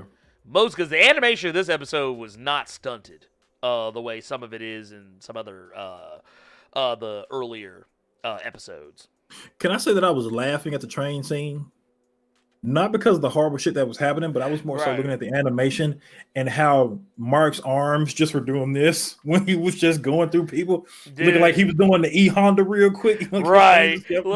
look, he whacks on it and whacks off and pretty much killing folks. Dark Maid X with the $10 super chat says, I kind of disagree with Carter's take on the scene. I think it was there to show the gravity of the situation, the reality of what these people are, and what it means to humanity if this was real. I think he's talking about the train scene. Shit. I think it was doing that, but they were trying to figure out a way they could do it in the most fucked up way possible. Yeah, that makes sense. What I'm saying? So yeah, I think both of our points were. I agree with what you're saying, Dark Main, but then at the same time, I think because at the end of the day, one thing we can never forget is Seth Rogen and Evan Greenberg here. Yeah, they don't give a fuck. Let's go back to a show that didn't get nearly enough credit like it should have. Preacher. Preacher. Yeah, I was about to say Preacher. If any of you all watch Preacher and you remember that fight scene with Jesse and they were fighting the angels through the fucking peephole, and you just see bodies of different angels everywhere because every time they would kill one, it was an angel, so it would come right back. That was a really dope fight scene, but at the end of it, you just see corpses just everywhere, all throughout this fucking hotel room. So that's why I think that's what he was trying to do. They were trying to show the gravity of the situation, but again, this is Seth Green. Let's try to show this shit in the most fucked up way possible. I think that's how Seth Green or Seth Rogen laughed. Yeah. Seth Rogen. Which, I mean, to be fair, that's actually kind of how he sounded when he was playing Alan the Alien. Yeah. Which can I ask you a question? Do you think we're gonna see a shot in the future seasons where we see Alan the Alien just fresh off of breaking some alien's back out? Yes. I'm not gonna say who he was with. I'm just gonna say. I think we'll. You know what I'm talking about, though. I know exactly what you're talking about. Because when I was trying to see like where we were in here, I went right to that page on accident, but I started laughing a little bit. But like he literally blowing this alien's back out, just like because I think so. You'll understand what I'm saying. Yeah. Because it happened with both of them. I think we're gonna see that because that shit was too funny. Dude, I was falling the fuck out when I saw that motherfucking scene. I was like, Lord, dude, Image ain't shit. I was like, Robert Kirkman, you a goddamn fool. Yeah. Darkman X also said with the $5 super chat says the Viltrumites are social Darwinism manifested. People whose society is like people whose society is like that are monsters. Now everyone understands that without a doubt. No, I 100% agree with that. And I think that was kind of the point of this entire episode is to basically make you understand this was basically the precursor to the Viltrumite War. This was basically to let you know that if you thought Omni-Man was bad, wait till you see his partners. Wait till you see these other motherfuckers who out here in these streets who gonna pull up because Omni-Man didn't do his job. And that's not a spoiler, just because Alan told Mark this. He told Alan told him. Up and leave. No. They're coming for you. Because when they see a planet they want, they will not rest until they have it. Yeah, he said they can't. And what did he say happened to his planet? They couldn't take it, so they destroyed it. Yes. So that's a now the question is, I wonder if a couple of certain characters are going to show up. Man, I'm blanking on dude's name right now, but the dude that had that gun that could hurt them.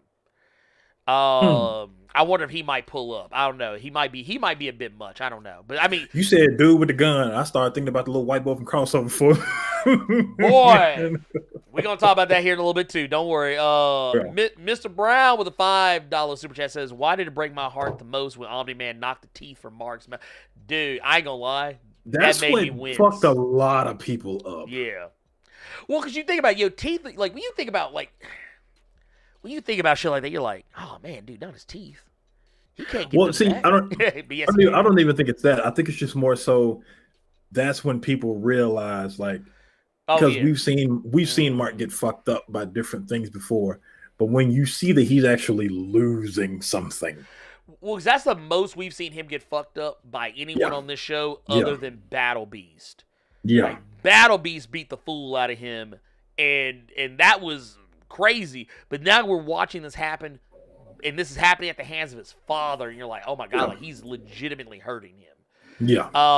And that's the thing about Viltrumites that doesn't get really brought up on the show is that very few things on this earth can actually kill them. Like, very few things. Like honestly, only people who are other Viltrumites or people who are as powerful as Viltrumites can hurt Viltrumites legitimately. Like, we saw that with Omni-Man and the Guardians of the Globe. They were hurting him, but not like, they weren't like in danger of killing him. Yeah. There's one weakness that they do have that has not been talked about yet. Right. That Cecil finds. Yes. Now, I thought they were going to show it this season, but they haven't yet. I thought they were going to show it in the White Room, but they didn't. But I think the one thing everyone saw in the White Room is, oh shit, Immortal's coming back, which he is. Yes. D-Block Dragon, we got to put you on the hold for that one. No, we can't talk about that. Well, no, it wasn't anything, but it was a spoiler. We're not talking about that right now. We're not talking about that right now. Yeah. No. I'll put it this way: if you go back and watch the episode, you'll be able to piece some things together. But I don't want to tell y'all who and what's coming. Just know that. I like the people who have not read this shit and just watched it. Yeah. And I don't want to ruin anything for them. Period. No. We don't keep them at innocent. all. Let's see. How do you feel about Amber? Because I see a lot of people do not like Amber anymore. Dude, you know what it is?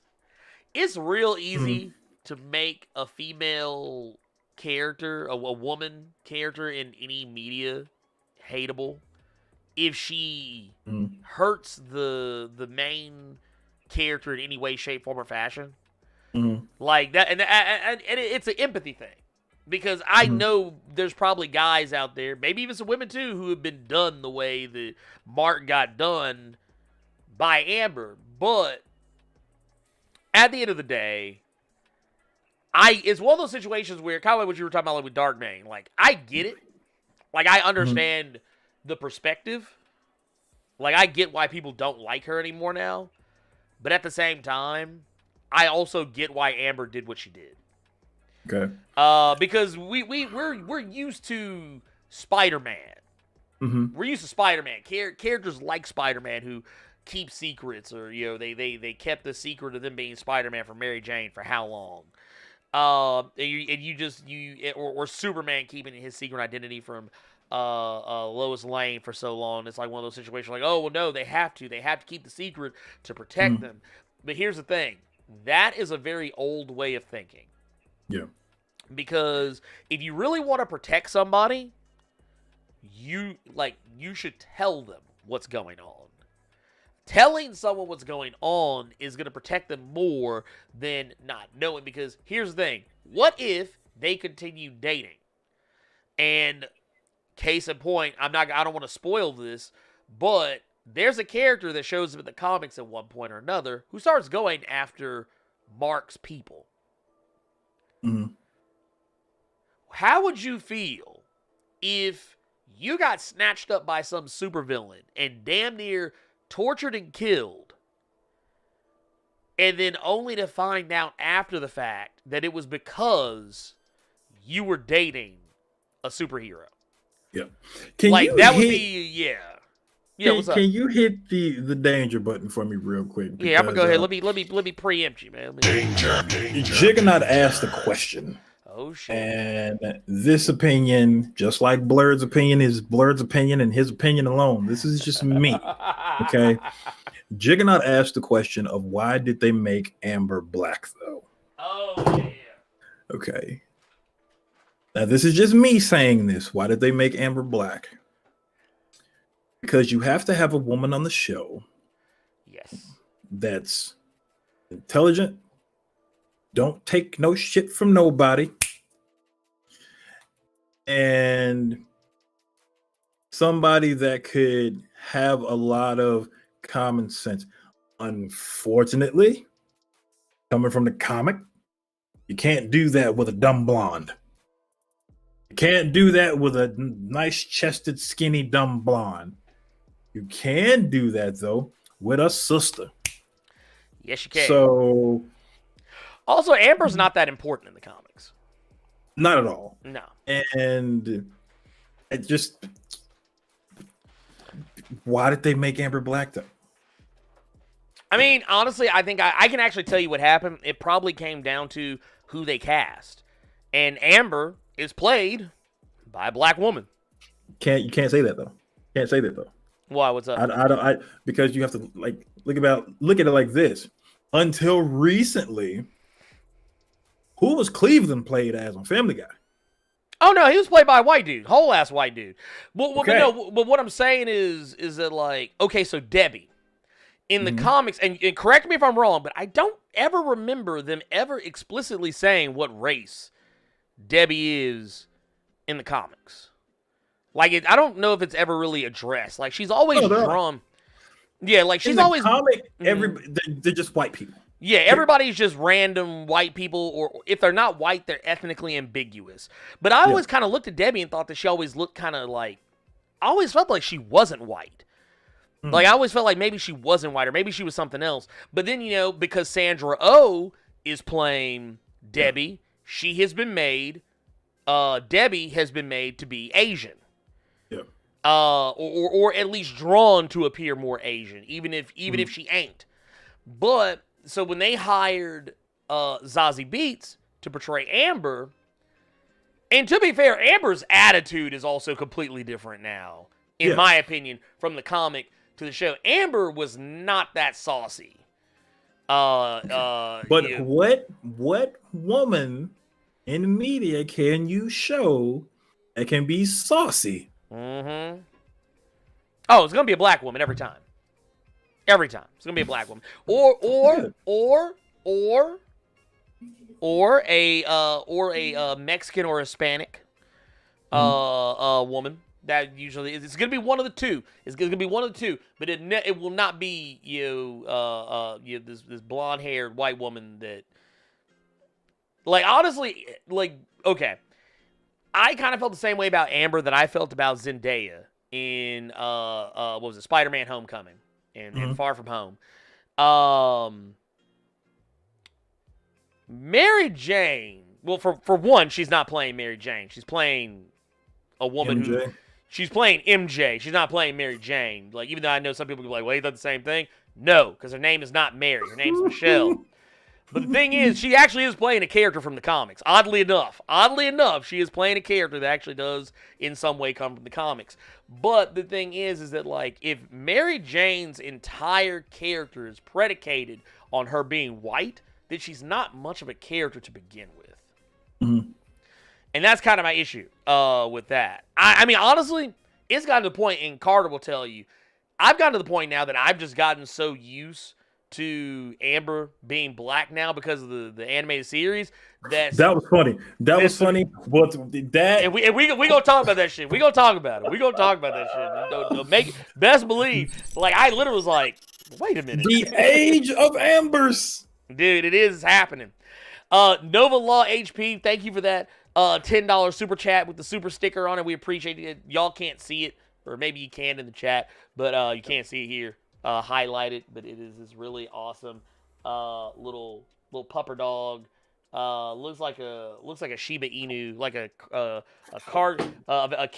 caricature of a Shiba Inu, just having a good old time, and I'm here for it. Yeah. Listen, we still got more super chats. We got some other stuff to talk about too that I've not gotten to yet. Tubes of One with the $2 super chat says Cecil better not touch that Memphis tap water. No sir. Now you goddamn right. See, maybe that's why the Memphis water tastes so good though. Wait. Ooh. So Diamond Hampton, I think he's asking why people hate Amber. People hate Amber in the series just because of how she reacted to Mark a few episodes back. That's why. Yeah. Because she knew that he was a superhero, but didn't like the fact that's the one thing that episode was, I think it didn't help her character in that instance because, and you and we already spoke on it. How can you be upset for him? How can you be upset at Mark for leaving you when you knew he was a superhero the entire time and you was looking dead at him when he saved your ass? So that's why people don't like her, because she wasn't really, that wasn't her best moment. No. And then a lot of people doubled down on that in this episode when she broke things off with him. And then she's the first one at the door when he gets out of the hospital. And she wants to be back with him and stuff. So that didn't help her as well. So that's the main reason. But please go ahead. Oh, Super chat, because we got a lot. Oh, we do have a lot. Let's see. Jason Davison says, I thought Simmons may have had the hardest acting job. He had to emote a wide range. Also, not feeling Amber at this point. Now I see why Nolan could go on vacation with Debbie and not bat an eye. Well, I mean, here's the thing you got to think about. With that. Here's the thing I think about. Debbie is, well, for one, a different type of character.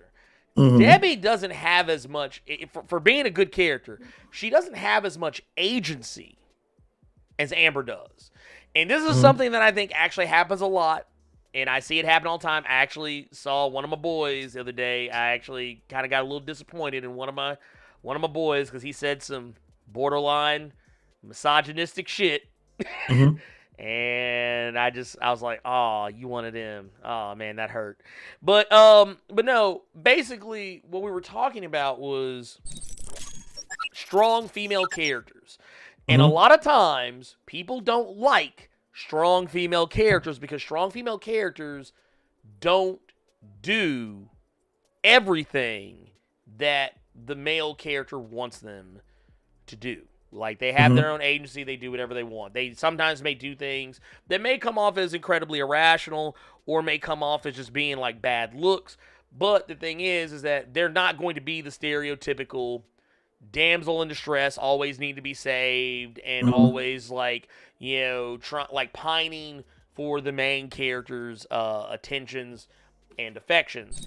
That's kind of the thing that I feel like gets lost in translation with some of these things is that, once again, I get why many people don't care for Amber, but at the same time, I always tell people, put yourself in that person's predicament, in those shoes. It's good that you can empathize with the main character, but I always say sometimes it's not a bad thing to be able to empathize with a secondary or tertiary character, because that's when you will start to kind of be like, because I guarantee it's kind of like when people, case in point, I'm going to use Tony Stark as an example. Everybody loves Tony Stark in the MCU. People who never gave a shit about Iron Man a day in his comic book history love Iron Man in the MCU. But why? Because he's funny. He's funny, and he makes fun of people. He makes other characters uncomfortable. He's the person that a lot of people wish that they could be. But here's the thing. If you actually knew a Tony Stark in real life, you wouldn't like him. You wouldn't want him around. Because it's one of those situations where I always tell people that, you know how everybody has that one asshole friend? Yeah. If you don't have that one asshole friend, you might be that asshole friend. Like, nobody wants to admit that or be that. And that's why I kind of think that well, once again, I think it's cool that everybody empathizes with Mark. I think that's great. But if we're being real, he is a shitty boyfriend. Yeah. Let's keep it real. Let's keep it real. I see Ed Boy in the cut saying that the reason that people hate Amber is because it's easy for people to hate women, because nobody said anything about Rexplode having a threesome with the same girl. Like, literally nobody cared that Rex cheated. Here's the thing, though. It's already been proven, and I'm not trying to argue here, but my thing is I listed the reasons that people don't like Amber right now. And then somebody else in the chat said they're not compatible, and it's kind of messing up the story for me because those two clearly aren't compatible together.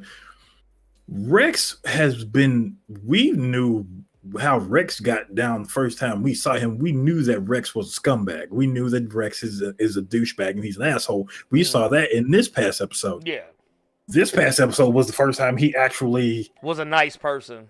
You know what I'm saying? So yeah, that's one reason people haven't really been talking about Rex, because that's part of the course. He's trash. Yeah, he's trash. He's a trash person. But it's accepted. It's more easily accepted for a male character to be trash, which I think is it's a crazy commentary about it. And as much as I would love to spend all the time in the world on it, it is what it is. It generally speaking, Hollywood has trained us to be perfectly fine and perfectly accept the fact that a male character can be a terrible person. And in some ways, if you flipped that script and made Rexplode a female character, people will be a lot more critical of them for being the way that they are. Yeah. And that is the sad part. I think a lot of people should really be taken away from this. But no, I agree. The reason why nobody cares is because Rex was already a shitbird. Yeah, and that's my whole thing. It's not like we don't accept it or anything like that. It's just he's been the same person throughout all of this. If he was a douchebag 1 minute and then all of a sudden he was really the nicest guy in the world, mayor of the kids, we just be like, wait, what the fuck? What? Right. So for Amber to go from the character that everyone liked. Everybody liked that she was changed into the character that she was. She just had a moment to where it, in some people's opinion, it's just kind of like, wait, what? If you know this, how can you be upset about wait, what?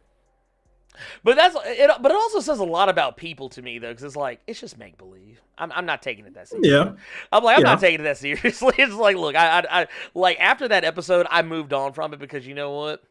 I've known people in real life who've made bad decisions and bad decisions that have directly affected me, and I can still be friends with them. I'm not gonna call this person's name, but I literally have an ex-girlfriend who I am friends with till this very day, who did me ridiculously dirty.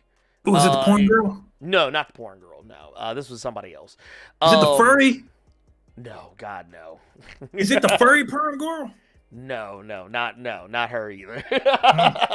But no, this is something I've never talked about before in anything. But basically, when we were dating, she literally cheated on me with somebody else, and even kind of like would keep me hanging around, dangling on the leash.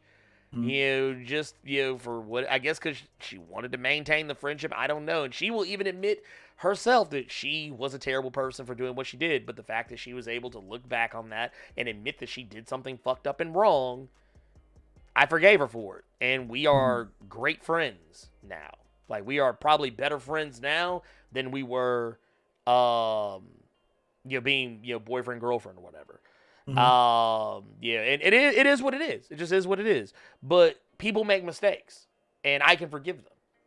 And if I can forgive an actual, real flesh and blood person, then I can forgive a fictitious character. But all that aside, moving on. Raymond Pope with $4.99 super chat says, "What up, King? Just getting off the gig, about to put my homeboy on bitter root, then tell him to wash his damn hands. Much love, my kings." Dude, by the way, bitter root this week was lit. You all need to get on that. I did not read it because of the message I sent you the Wednesday morning. Yeah, no, I already know. By the way, the reason, man, that was some shit. That book was what? Oh yeah, it was crazy. By the way, I saw somebody earlier said why we have no love for the dragon. It's because of Savage Dragon. Savage Dragon. Moving on along. Savage Dragon is the equivalent of boiled Bud Light. Oh God! See, that's already disgusting. You know how Dale Gribble boils his Mountain Dew? Just imagine somebody boiling Bud Light strictly for the purpose of drinking it. Nah, I'm good. 2's1 with a $5 super chat. Says, "Protecting people from knowledge and info that would save their lives is the logic Republicans use for the dumb BS they do. Amber was right in her choices." No, I agree. If I found out after, and granted, this is a little bit different situation, but, because my wife and I have been together for, over 10 years. But if my wife and I, like, say, like, back when we were first dating, if after, like, 6 months, she had been a superhero this whole time, we're, like, moving in together, we're, like, talking about long-term plans and everything, and she's a superhero, and she didn't tell me, and I find out on my own, and like literally I find out that every time that she ghosts me, or she just mysteriously disappears, or has me sitting up all night thinking that she's out here in these streets cheating because she's actually out here saving the world. Yeah, cool. I'm glad you're saving the world. But the thing is, you're still a liar. Just because you're lying for, the benefit of something good doesn't make the lie any less a lie. And keeping someone in the dark, omission of truth, even because a lot of people have this really weird gray area with lies, like, not telling somebody something and lying are two different things. No, omission of truth, withholding truth from someone is still a lie. You're still lying because it takes a lie to cover up a lie. This is what it is. But what I'm saying is that I just ask people, put yourself in the same predicament.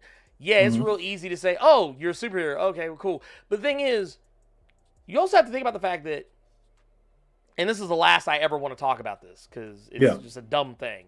But if someone cares about you, they really care about you, would you really be surprised if they learn something about you that you never shared with them? Yeah. Because you're basically holding back a part of yourself from that person. This is how I can tell why some of y'all's relationships don't work out. Y'all be keeping secrets. LJ Brown asked me, is Savage Dragon on the level of MC Hammer's Hammerman character in the cartoon? No. Savage Dragon. Wow. I'm about to show my age, and we about to see how old some of you all are in the chat right now. First things first, we got 245 people in here. We got 260 people in here. I'm gonna need them mics up. That's number one. Number two, off rip. Savage Dragon makes Wayne Head looks like Batman animated series. Dude. Savage Dragon makes Bobby's World look like Justice League. Unlimited too at that. Unlimited. Okay. Look, make Mortal Kombat Defenders of the Realm look like X-Men the animated series. Lord. Savage Dragon that cartoon makes whack. Johnny Test look like Beast Wars.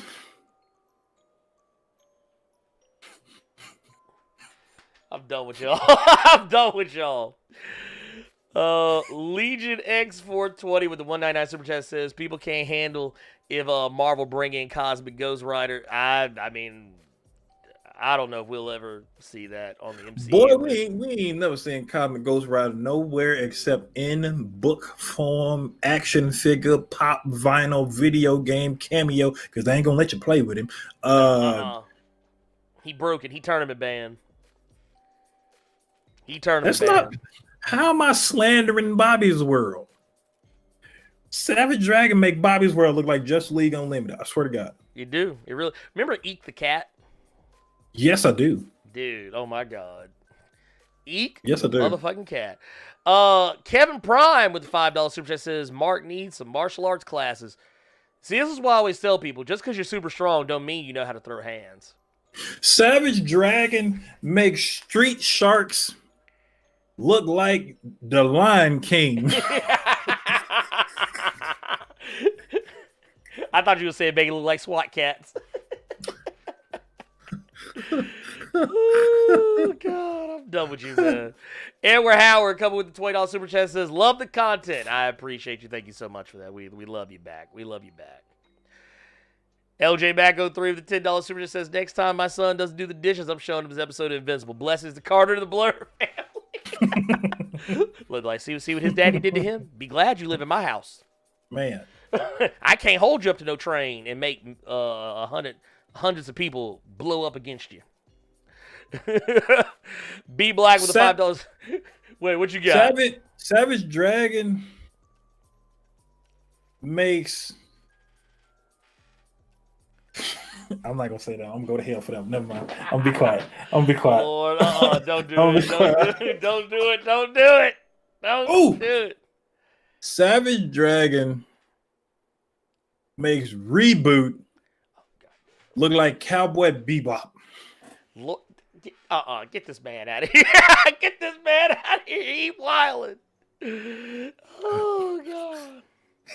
Anyway, B Black says, do you think the writers of the show made Amber fit the crazy black woman trope? I heard she acts differently in the comics. Once again, going back she was not the crazy black woman. She was not crazy black woman. No. Actually, I would say to call her the crazy black woman is to diminish her character even more than the comics themselves had already diminished the white woman version of the Amber, because she is... Okay, I'll just put it like this. I think because we have been raised, we've had generations of people, men specifically, raised to see women in a very specific light. I have noticed that when any time a woman in any type of media exhibits any kind of trait that would normally be perfectly okay for a male character to exhibit, men get real irritated by it. Like, and I'm gonna tell you what, that's both a good and a bad thing, because in a way it's a good thing because at least you can look at yourself and maybe recognize some things about you that might come off as bad. But at the same time, why would it bother you if a woman had a personality trait that typically men would only have? Like, it shouldn't matter. Like, it basically, at the end of, this is why I always say, at the end of the day, people are people. It doesn't matter, man, woman, whatever. It's just there's certain aspects of people's personalities that you can't quantify with gender, and we are so used to doing it. It's kind of like how people always say blue for boys, pink for girls. It's the same mentality. That's actually something that has not been around for very long. Pause. Wait, Daneska. Amber is the irrational, too emotional, selfish black woman. What the fuck are you talking about right now? What the fuck is he talking about right now? I don't know. And I you know what?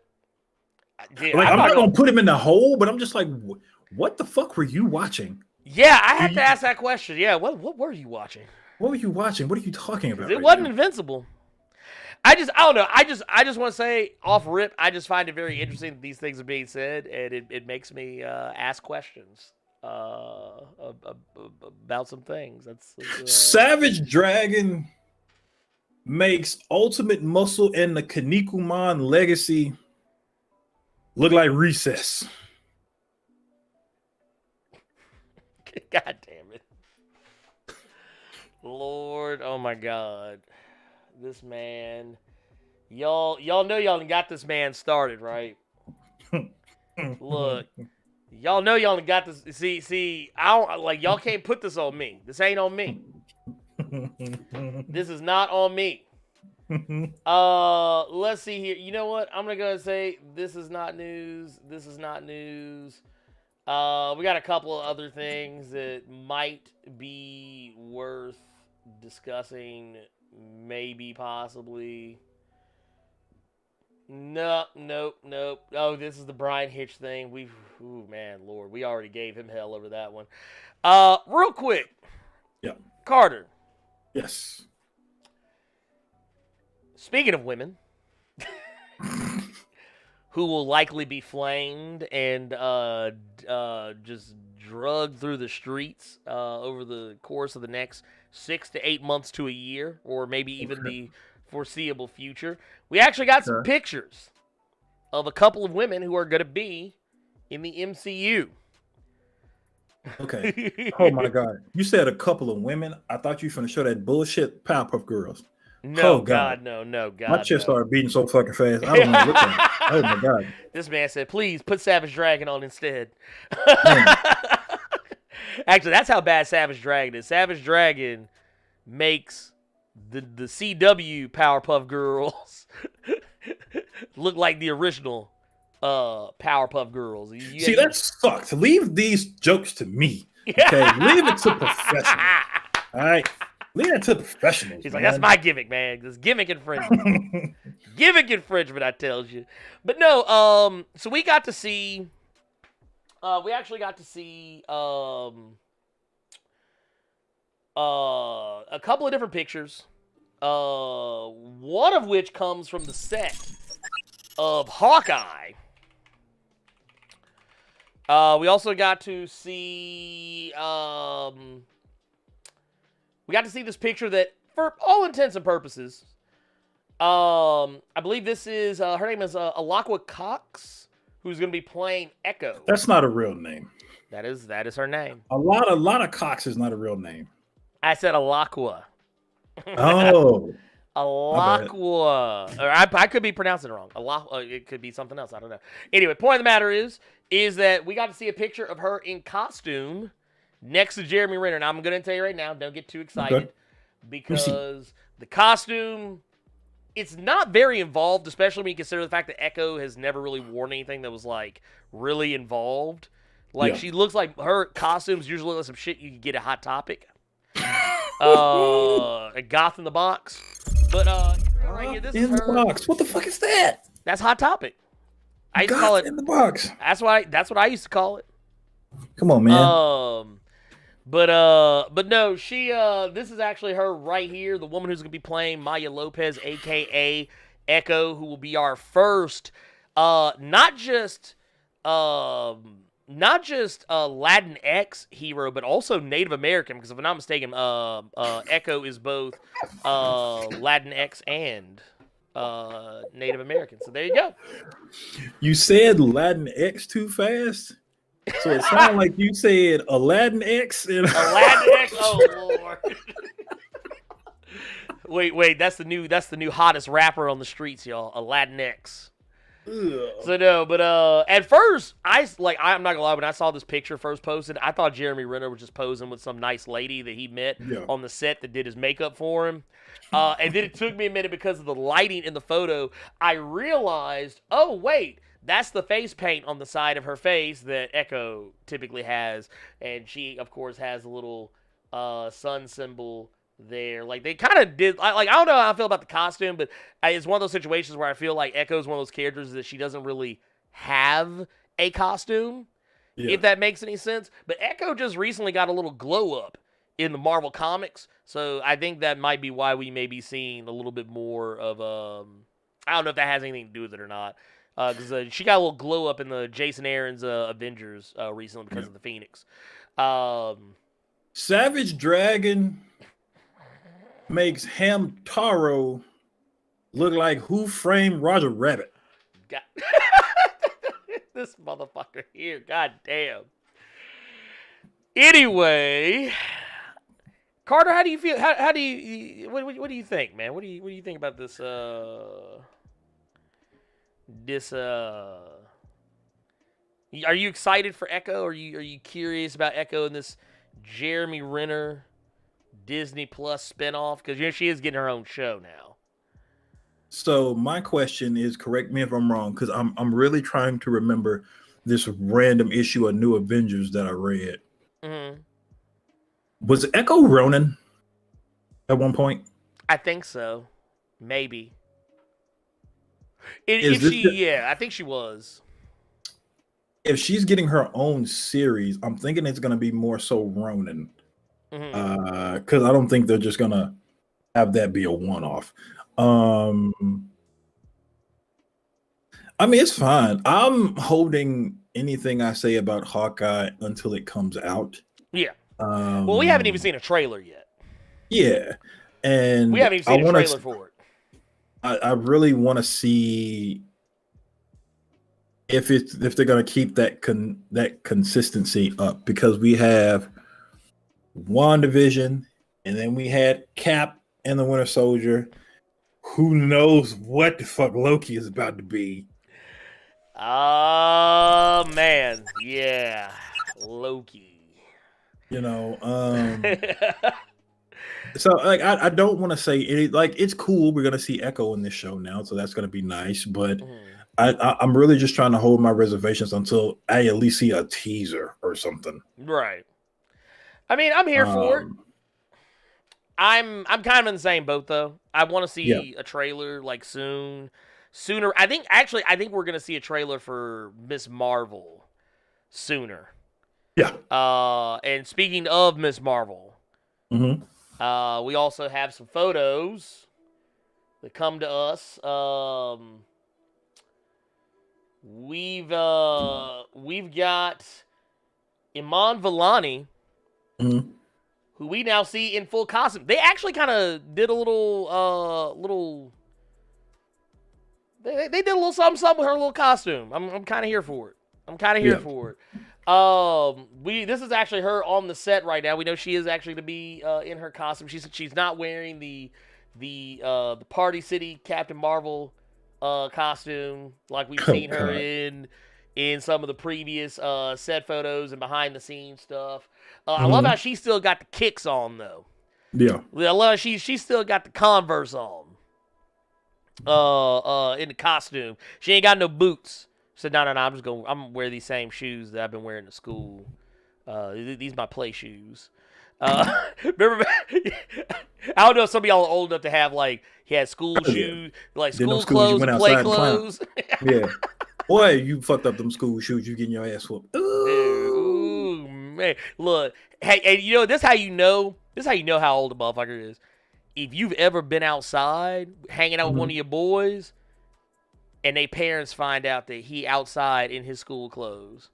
And they say, get your ass back in this house and change your goddamn clothes. You'll mess up these school clothes. Better go put your play clothes on. And then he got to go walk in the house with a little sad boy walk with his shoulders all, where like his ears and his shoulders are touching.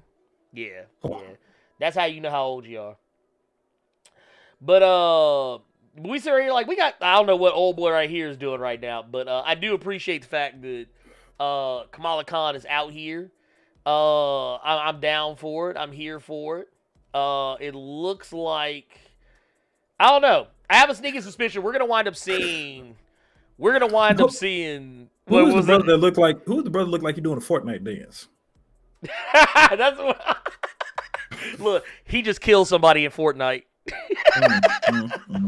By the way, man, I kind of want to play some Fortnite after. Anyway, because I got that BTS dance and I want to use it. Oh God. I want to light it up like dynamite. Anyway. But no, I'm here for it. I want to see more of this. I want to see, more stuff going on with this. I can't wait to see what the trailer is going to look like for this. And more importantly, can't wait to find out when it's going to be releasing. Yeah, BRB. Keep talking. Handy on business. We're going to read some super chats. But yeah, that said, let's see here. Because I know we got some back here that we haven't gotten to yet. Oh, nope, we cleared those. We got K-Man to you. $4.99 Super Chat says just showing support. My guys, keep it up. We appreciate you. Thank you so much. We always appreciate the support, the love. By the way, because it has been a while since we got really deep off into talking about this, that, and the third. We will be, I will be taking a look at the donations. I know we got one or two more donations in since last we looked. We'll be taking a look at those here in a minute. Anthony Bolton with a $10 super chat says Amber and Omni-Man's wife are similar as far as characteristics go, so that angry black woman trope is a load of BS. P.S. Black women are not crazy compared to others. I'm just saying. No, that's very true. And that's why I don't like the whole the crazy black woman thing, because it's like it's funny because black women catch flack for acting normal or having normal reactions to things. It's like, oh, well, they have to be angry, or like I've seen cases where black women who are legitimately angry about something, like they've legitimately been wronged, done wrong, and people say, oh, they're crazy. And it's one of those things. It's the way Hollywood has and the media as a whole has trained us to look at whenever black people show any kind of emotion to think that, oh, they must be crazy, they must be angry, there must be something wrong with them, as opposed to like if we see some like white person doing the exact same behavior, it's perfectly normal. It's fine. It's not that big a deal. Like why do you care? But if black person does, like, oh my God, they're crazy, they're dangerous, oh my God, you watch out for them. It's that kind of behavior that is what I'm talking about right here. And then, oh, hey, Jose Pangelina with the $5 super chat says, I've been wondering who you two would choose to do a movie for the first Latinx mestizo Native American character in a Marvel comic or Marvel and DC movie. Okay, so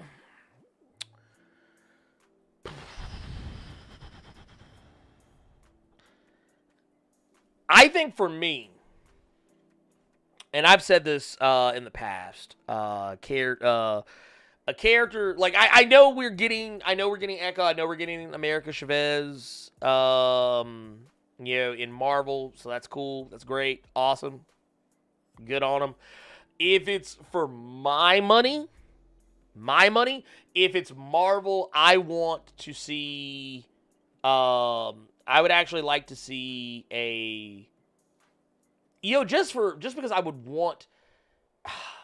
I always want people to get, the opportunities that we got for, like, Black Panther. I want every culture to get the same opportunities to while out at the theater and be proud and amazed and just stare in wonderment at seeing themselves represented on the screen the way we got to see, the way Black people got to see with Black Panther, and now with Falcon and the Winter Soldier, with Falcon becoming Captain America.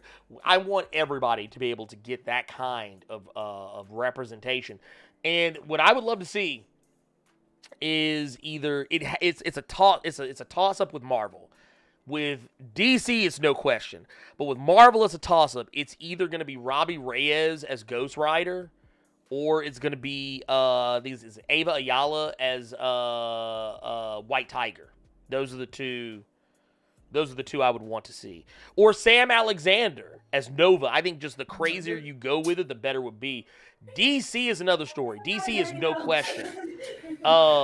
I want Blue Beetle Jaime Reyes. That's what I want. I want Jaime Reyes. That's the movie I would do for DC Comics. Carter, yes. What about you? What movie, or what character rather, if you could choose for the first Latinx, Mestizo, Native American character in a Marvel and a DC movie, who would you pick? Like, what characters would you like one for Marvel, one for DC? I'm gonna make a lot of people mad. It wouldn't be America Chavez. I just do Robbie Reyes because it's right there. I said Robbie Reyes as well. I said Robbie Reyes or White Tiger. I would.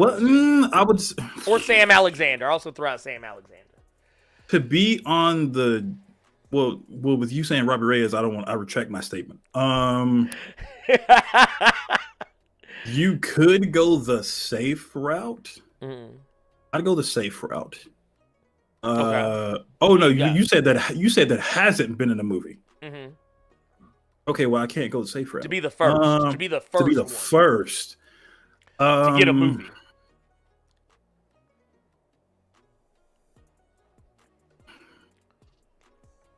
For DC, that's an easy one. You do the most obvious one. Just the fucking Blue Beetle. Mm-hmm. Jaime Reyes. Yeah, that's easy. Marvel's a little tougher. Have his father figure be Ted Kord, and then boom, you got your movie. Right. Marvel. I kind of feel the same way though about Marvel. Like you do like Sam Alexander as Nova. Just have Richard Rider be his mentor. Be done with it. But the way they've done the Nova Corps in the MCU right now is just hot dog water. So I would go Robbie Reyes because I think you could show, if you keep the comic energy, you could keep it how he was just in like the hard part of LA, gang members, stuff like that, cholos, and so I think that would be something cool to see because you could see a different part of Marvel. Just because, and I mean that in the sense of how you had the Luke Cage stuff show you the hood, right? Show like a real slice of life. Show like a real slice. Yeah. Of life. So that's one reason I go Robbie for sure. But yeah, with DC, absolutely, you could do Jaime Reyes. That's easy.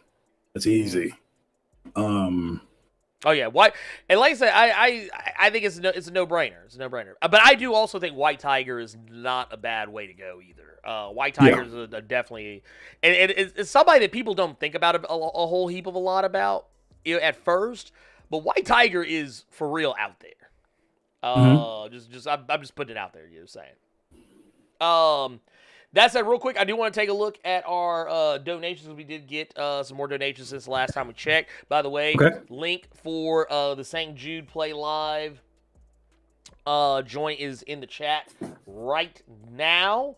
And let's see what we got here. This was actually, I thought it was two different donations. We actually got one. This comes from Bryant Harris with $30. Says, great work as always, brother. Thank you so much for that. So yeah, like I said, dude, we literally have raised like $246 towards our $1,000 goal for the month, which is just amazing. I think it's awesome. Savage Dragon makes cow and chicken look like the Addams family. This man just throwing them out there. You ain't shit for real. Oh my god. Anyway, You want to go ahead and get into our recommendeds? We can. Let's go ahead and get in our recommendeds. Is it safe to assume? We both got the same one. Yeah, is it safe to assume we both got the same one this week? Pretty sure. Okay, then yeah, it's safe to assume. All right, cool. Well, you know what? If you're gonna do that one, do I want to? I mean, it was funny. It was a fun issue. What you got? I'm thinking, just because I did recommend this book to people, and the issue we got this month was nice. Sure, why not? So since I already know yours, and I think we're going to talk about it, my pick of the week this week is going to be Savage Avengers number 20. Ooh. Oh, I forgot. Yeah, dude. Yeah, that would Jerry Duggan, Patch Zurcher on art. The easiest way to talk about this issue is basically we have a team up between Rhino and Conan versus Spider-Man, and it was pretty funny. We have Conan, who is housed up now in an old building that belonged to the X-Men and the Hellfire Club. A Conan that is one of the only people that's walking around with something that's symbiote related. He does have his symbiote sword, and basically what we have here is it's a fun issue, man. It's a bank robbery. Conan and Rhino are going to get cash from this place. Spidey is going to stop them, and it's just funny interaction between Spidey and Conan, because Conan has never seen Spider-Man before, and the one thing he realizes, one of my favorite parts of the book, is just Conan thinks he realizes that Spider-Man is using the suit. That's how he's able to crawl around like a spider. So he proceeds to grab Peter Parker's leg, and then Loki him, kind of like Hulk did in the first Avengers movie, saying, "Get your ass down here." And basically, he's trying to steal the suit off of Peter Parker because he thinks that's how he uses the spider powers. Ends up ripping a piece of the costume off of his ass. There was another great line, if I can find it, with Rhino upset that Spider-Man always knows when he's up to no good. It's not because he's a big-ass dude dressed as Rhino bursting through buildings. He actually tells Rhino that he put a track on him years ago. You just don't know where I put it. And now the Rhino's like, wait, did you really? And he's like, yeah, maybe I did. So that was something that was that was something that had me tripping. And this is one of those issues where the bad guy actually gets away with it. Rhino and Conan actually get away with robbing this bank. I don't know why it was so funny just to see Conan trying to rip a piece of Spider-Man's ass costume off just because he thinks that is going to give him spider powers. But there was one funny line in the book where Peter does his whole "with great power comes great responsibility" thing to Conan, and Conan just proceeds to start laughing in his fucking face, saying that with great power comes great rewards. Like, there's money I'm gonna take from your ass real quick. So, dude, I love Conan. Oh my god, Conan is too lit. Yeah, it was pretty fucking funny. But it was you can't even call Conan a hero or a villain at this point. Conan is just Conan. He robs his bank with Rhino, throws a person in harm's way solely for the sole purpose of he knows Spider-Man is going to go save him. And Spider-Man basically has his old man fish shaking moment, saying, "I'm going to find you. I'm going to make you pay for what you did here. I'm going to make you pay for my pants because you ripped him." He doesn't even know Conan's name. And the next issue is going to be Conan somehow either teaming up or going against Robbie Reyes, funny enough, Ghost Rider. But yeah, Savage Avengers, it's a fun book. It's a fun book and a funny book. I've recommended it before, and a lot of people a lot of people seem to enjoy that recommendation. But fuck all that. Let's talk about the book I really wanted to recommend, but I didn't want to be just like Ernie. Let's talk about that one. What you recommended, Ernie? I'm going to recommend Crossover number 6.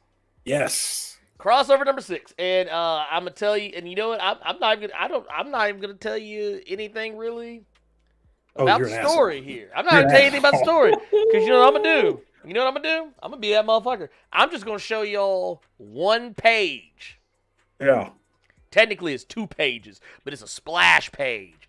But I'm going to show you one splash page from this comic and let y'all know why y'all asses is sleeping on this shit here. Bam. Look, there you go.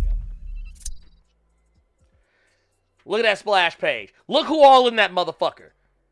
Darkness. Witchblade. I also see, look, wait, hold on. Prophet back there in the background. Look, wait. Shadowhawk's punk ass back here chilling in the cut. What was that X? That motherfucker back there. Okay, the brother at the bottom with the white girl with the gray streak in his hair.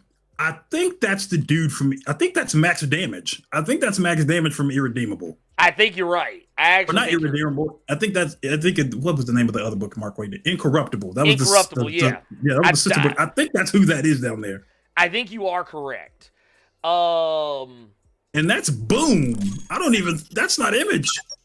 Yeah, yeah. You know what? Shit. Now that you've said that. I think that was Boom. I think you hold on, let's see. Incorruptible comic. Yeah, because it's Mark Waid.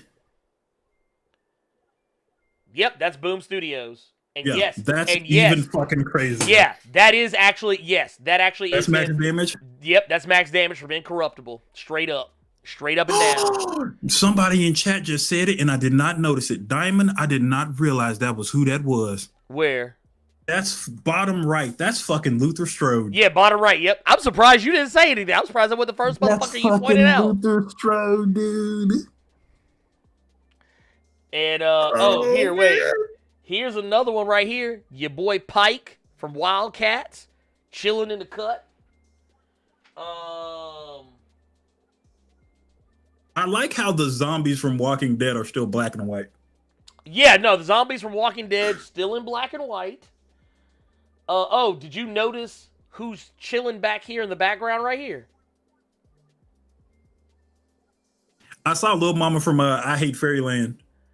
Oh, no, yeah. Did you notice her too? No, I caught her. But did you see them turtles? I did not see them turtles. Did you see them turtles? I did not notice that.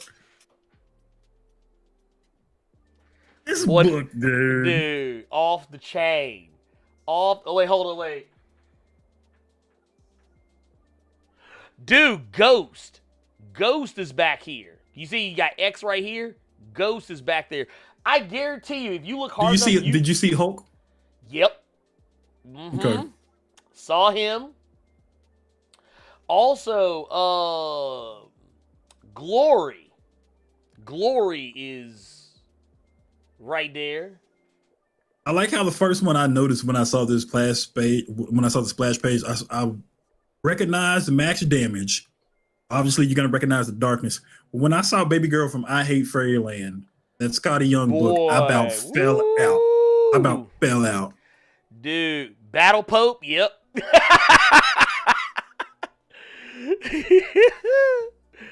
Look. And then, look. And yes, Savage Dragon's punk ass is right there, too. Fuck him. We don't give a fuck about him. And boy, in the cut, you know what?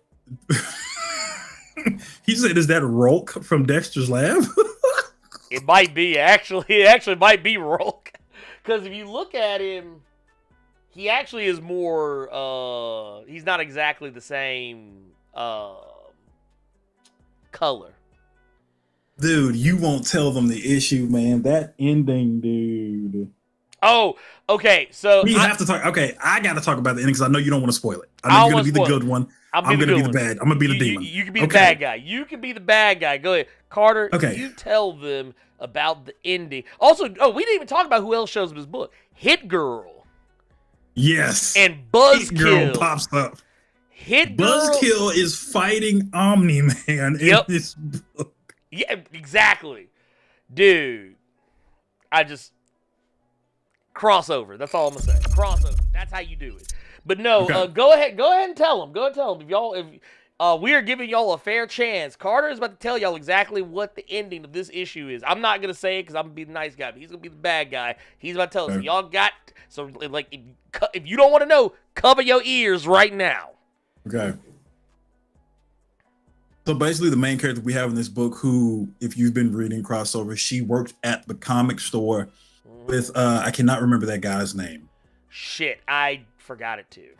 Okay. Anyway, It's like she was Ron the or one, Rick or something like that. I can't remember exactly. something like that. Long story short, they were. If you've been reading the issues, you know that they were trying to keep this little girl safe that came from the comic book world, and they were trying to send her back to where she was. Well, we find out that main character, who's wielding Valifax from God Country, is not all she appears to be. Okay. Right. Because she's talking to another character, and the character keeps calling her Ellie. That's how we've known her throughout this entire book. We've known that her name was Ellie throughout this entire thing. Otto. His name was Otto. My bad. Okay, Otto. There we go. And long story short, we find out after that big ass splash page that Ernie just showed you all, there's debris, they're cut up, they're bruised up, everything like that. And Ellie is cleaning herself off because of the fight that just happened. And that, ladies and gentlemen, is when we realize Ellie is not really Ellie. Lucifer from Wicked and Divine was in this book as well. I lost it when I saw her. Like I said, we find out that Ellie is not actually named Ellie. We find out that Ellie is not really a human girl. We find out Ellie is not really a human girl, and she's from the comic book world. She's just been hiding. Ellie, who is wielding Valifax from God Country, is actually the original Amber from Invincible. Yep. 100%. Blonde-haired, Caucasian persuasion Amber is walking around here wielding a sword from God Country, Wearing an Invincible t-shirt. Wearing an Invincible t-shirt, watching Savage Dragon, Buzzkill, Omni-Man, Max Damage, Hulk, the Ninja Turtles, Luther Strode, and all these other random ass people in a whole ass battle royale. Matter of fact, this is the shot right here. This is the shot right here. I lost my mind. That is Amber. That is what Amber. That's Amber from the Invincible comics. I can't make this up. I cannot make it up. Donny Cates is a madman. Dude. Donny Cates is crazy as shit. Which actually, I'm not going to lie, has actually made me more interested in what he's going to be doing with Spawn. I'm not going to lie. I'm curious if he's going to... This makes me interested more in what he's going to do to this book, because keep in mind, ladies and gentlemen, if you did not know, this book ongoing. Yeah, this is an ongoing book. This isn't like a... This is not a mini. A limited series. No. This is an ongoing book. Ongoing. And I'm here for it. Yes. But that said, crossover. Man, that's all you are absolutely right, D Block Dragon. It was time for a blunt break on that. I hit Ernie up right then and just said crossover. That's all I say to him. Well, no, because I remember he I was like, no, I said, I guess, yeah, what does I tell you? I said, I'm gonna read it after I get done with this video, and then you said it, you like cross over. Yeah, I said that like 3 times. Every time he would say something, just cross over. I said, well, I guess I'm gonna go ahead and read that motherfucker right now. I literally put the video on hold and started reading crossover. Shit was crazy. The shit is wild. Oh man. Anyway, let's get to questions real quick. We're gonna try and see if we can beat the clock. We're not gonna beat the clock. I already know we're not gonna beat the clock. But questions. I'm going back through. I'm combing through the chat, looking for questions. Let's see here. Yes, it does actually sound like the Once Upon a Time show, but 100 times better. Let's see. Vampire Hunter Greg says, "What is the story about?" Okay, so Carter kind of basically gave you the long and the short of it. Basically, what the show or what the comic is about is that a long time ago, the world of comics, really media in general, but specifically comics. Yeah. Even anime and manga, because there's one point I think we see like Gundams and shit flying around and beating the shit out of stuff. The Tick shows up for I think in the very first issue, if you know where to look. But and I think you see the Thing in the Fantastic Four at some point. But basically, the world that we live in, the real world. In this world, this is a meta world where, people like Brian Michael Bendis, Chips... Actually, did you catch that? The Wanted poster at the end of the issue, where it was or not the Wanted, but the missing poster, where's Chip Zdarsky? Because he was one of the people who was supposedly missing or thought dead. Someone was killing all of the comic book writers, all these... And, I'm talking about... I think they mentioned Brian Michael K... Was it Brian K. Vaughan? J. Michael Straczynski and all these other motherfuckers. Basically in this world, it's like the real world, the meta world is in this comic, but the comics also exist too. And that world bled into ours, and they were, I think, if I remember correctly, they were trying to stop something else. And then they just never left. If I'm the first issue's kind of hazy to me right now. But more or less, they were fighting something else, and then basically, they went from there. After that was done, they just never left, and they didn't really have a way back home. And people started, freaking out about them, because that's what people do when weird shit shows up on your doorstep. And people are kind of like how people treat mutants in X-Men. In the Marvel Comics, that's how the real world treats superheroes and comic book characters. They fear them. They put them in, for all intents and purposes, concentration camps. There's an issue, I think it was the second issue of Crossover, or was it the third, where they did an homage. Donny Cates did an homage to Spawn number 10. Where they had all the superheroes locked up in prison, and you can see Batman, Superman, Spider-Man, Spawn shows up twice. There's all these different characters, and the government's basically holding them down in lockdown to keep them from causing problems. And of course, the girl Ellipses, or Ellie, who we now learn is actually another character. I won't go back into that because we're past spoilers at this point. She basically gets caught up in this whirlwind of shenanigans when the comic book shop she works at gets burned down by, what was the boy's name? Was it Ryan or Nolan? I can't remember his name. But I think it may have been Ryan or something. Yeah, basically he's the son of this preacher who is super duper hardcore against superheroes.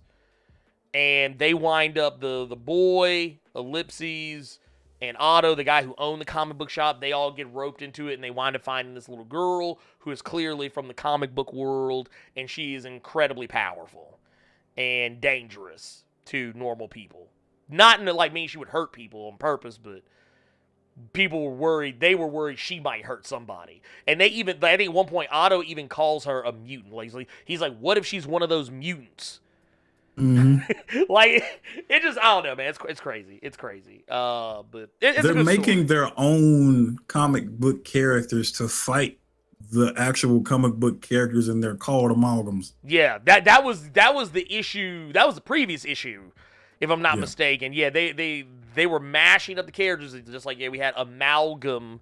The amalgam comics with Marvel and DC were mashed up. It was the same thing. They're mashing up these characters into these They don't look as cool. They're these Frankenstein versions of these amalgam characters. It's crazy.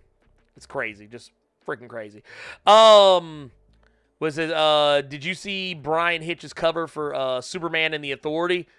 That was what we were talking about earlier, wasn't we? Mm-hmm. where Calvin got that fucked up hairline. Oh yeah. Apparently nobody else is gonna see that cover because apparently they took it down. Left Trobia Lawson says, "What is Savage Dragon?" That's the thing. Nobody knows. I'm joking. I have no interest in Savage Dragon. Just, yeah. So, I'm the worst person to ask. I just know I don't like him. And never have. Let's see here. Savage Dragon makes Amber Heard look like Betty White. Oh, God. This man. My fucking God. Oh, hey, you know what? I just saw some. Hey, we got us a super chat here from Black Nito, leader of the Brotherhood of Evil Motherfuckers. $10 super chat says, "Hey, Blerd Carter, I'm super late to the show, but just wanted to show some first of the month love. Oh, y'all watching Remember the Protocol and Hulk smash that like button." Let's see. I appreciate that. Thank you so much for that. Of course, yes, please smash that like button because, like I said, we got to get them up, man. We gotta get the motherfucking likes up, man. We appreciate it if you do it. Also, thank you, Black Nito, for hooking us up, for blessing us with that love and respect. We appreciate it as always. Thank you. And yeah, you're never late. You're never late. It's always time.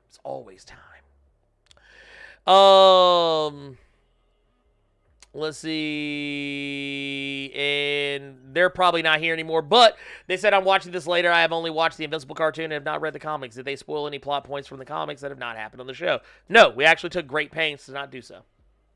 So there you go. You'll see the answer to that when you come back and watch. Let's see here. K5 says, "Kyle Rayner is mixed with what again?" I don't know. I remember. Can I remember? Actually, I was gonna say something along the lines of White Lantern, but I caught myself. You ain't shit. You ain't shit.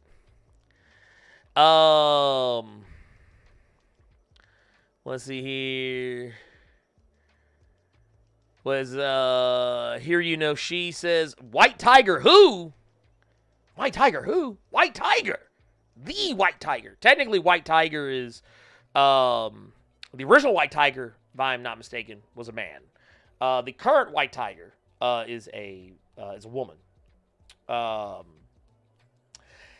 would say costume-wise, it's very easy for people to assume that White Tiger is a spinoff of Black Panther. Because they do have very similar costumes. I looked up what ethnicity Kyle Rayner was. Literally the first thing I swear to God, Google Kyle Rayner ethnicity. This is the first thing you see. Oh God, I'm doing it now. Kyle Rayner is white and learned that his father was Mexican. But Kyle's ethnicity was Irish American, not Mexican and not Latino. Trying to present Kyle as Latino simply because he discovered his father was Mexican is racist.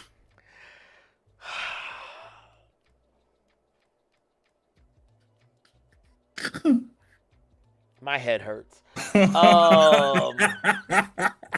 I'm done. I don't want to. I don't know. Oh God. I don't. No. No, I'm good. I'm good. I don't want to know anymore. I don't want to know anymore. I'm glad we got that out of the way. But no, the original,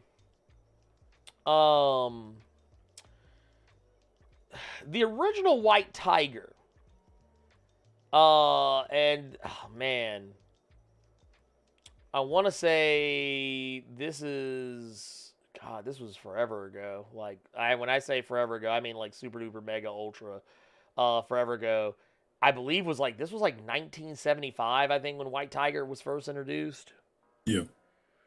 He's been around for a minute.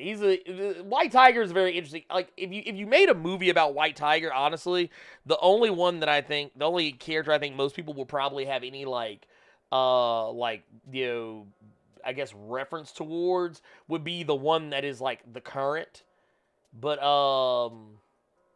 because White Tiger is one of those characters that, let me see if I can actually find the original. Okay, so here's the thing. The original White Tiger. Here are the two original. Well, I say two original. Technically, right here on the left. This is Hector Ayala right here, who's the original White Tiger. And if I'm not mistaken, I believe he first appeared in Deadly Hands of Kung Fu, which was Shang-Chi's book. Right. This is, I think her name is Angel or Angela Del Toro. She's the second White Tiger. And then once you go from that, this is where you get to Ava Ayala, who is descended from Hector. She is the current White Tiger, and that's the one I think a lot of people probably think about when White Tiger comes up nowadays. But originally it was this guy. This guy was White Tiger, and it was interesting because his costume didn't really depict him in any way that would make him look like a White Tiger. He just looked like like Moon Knight forgot his cape. That's what he always. Speaking of cape. I think that was a very smooth transition. Savage Dragon. This motherfucker makes Metalocalypse look like DuckTales. God damn. Oh my God, I'm so done with you. John Battle, welcome to Blerd Club at the silver level, Pip. We appreciate you. We appreciate you. Says, do y'all think Marvel Animation will go into a new series in the vein of Spectacular Spider-Man or X-Men TAS? And if so, what would you most like to see given a Disney budget and a proper writing team?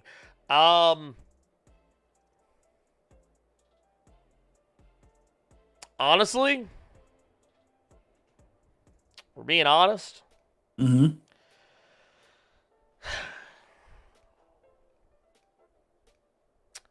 Give me, shit, I don't know, man. Give me fucking, if you're gonna give me a team, give me the Midnight Suns. There you go. Okay. Give me a Midnight Suns animated series. There you go. Bam. What about you, brother? I'd go Midnight Suns just to see the interaction between Moon Knight, Blade, and Ghost Rider. I think it'd be pretty fucking funny. I think so too. I just want something with Moon Knight, but I want him as Mr. Knight.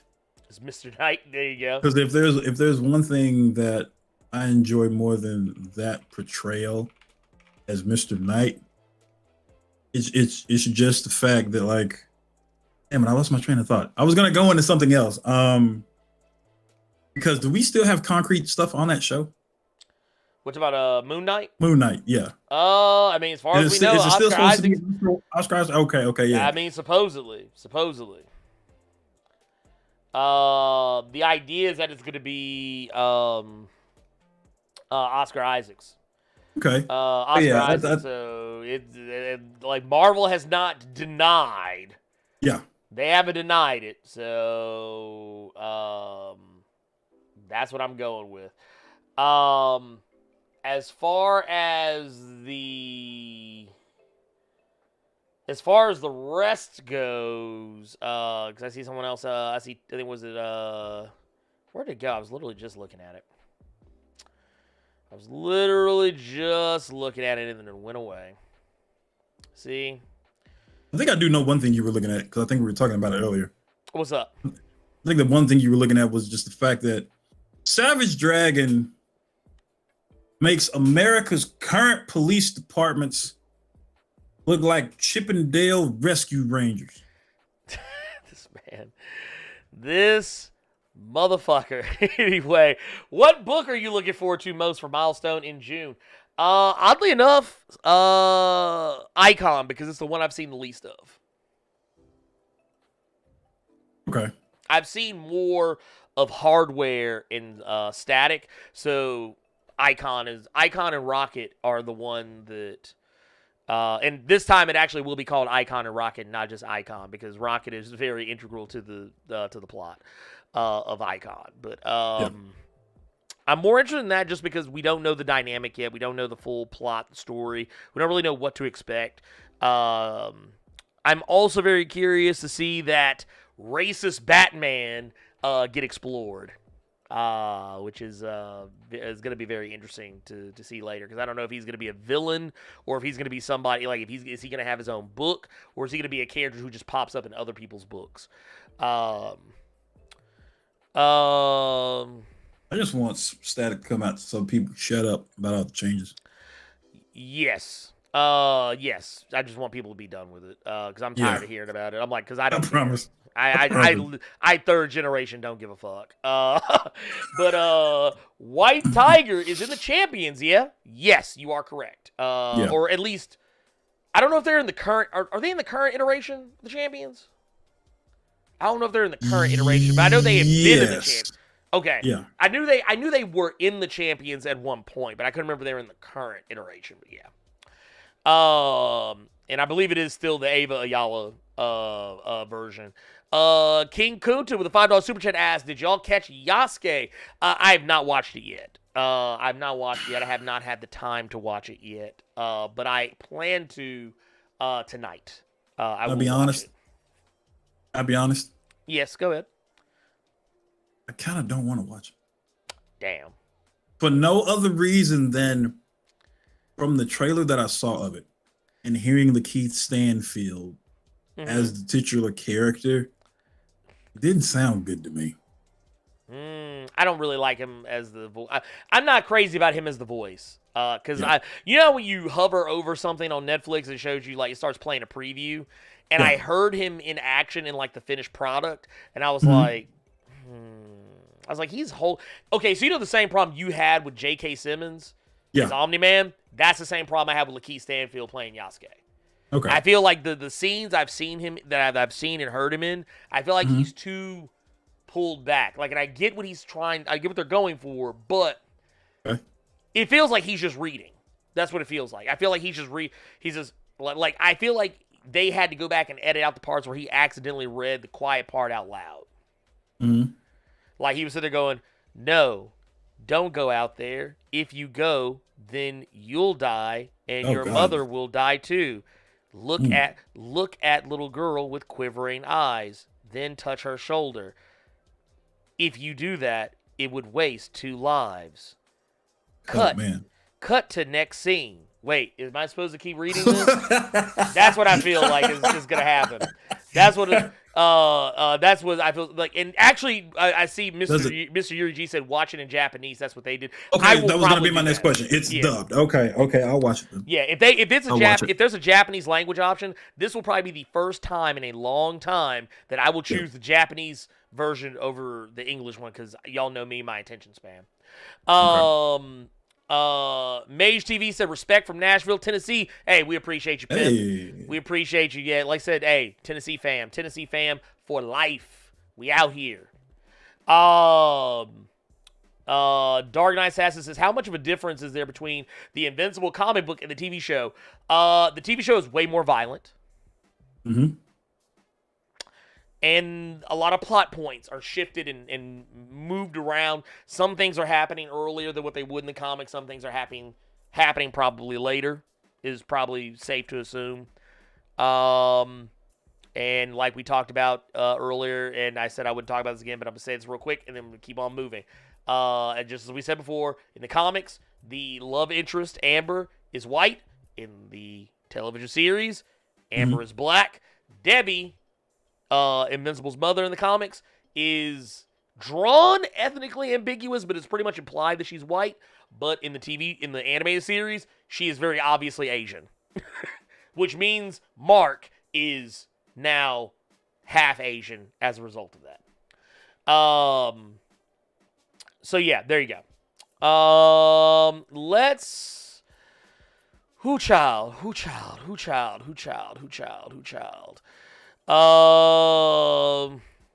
Let's see here. I am going to say let's jump into Discord questions. Let's jump into Discord questions. Do we have any Discord questions? I don't think we have any Discord questions. Cool. All right, bet. We out. We did it.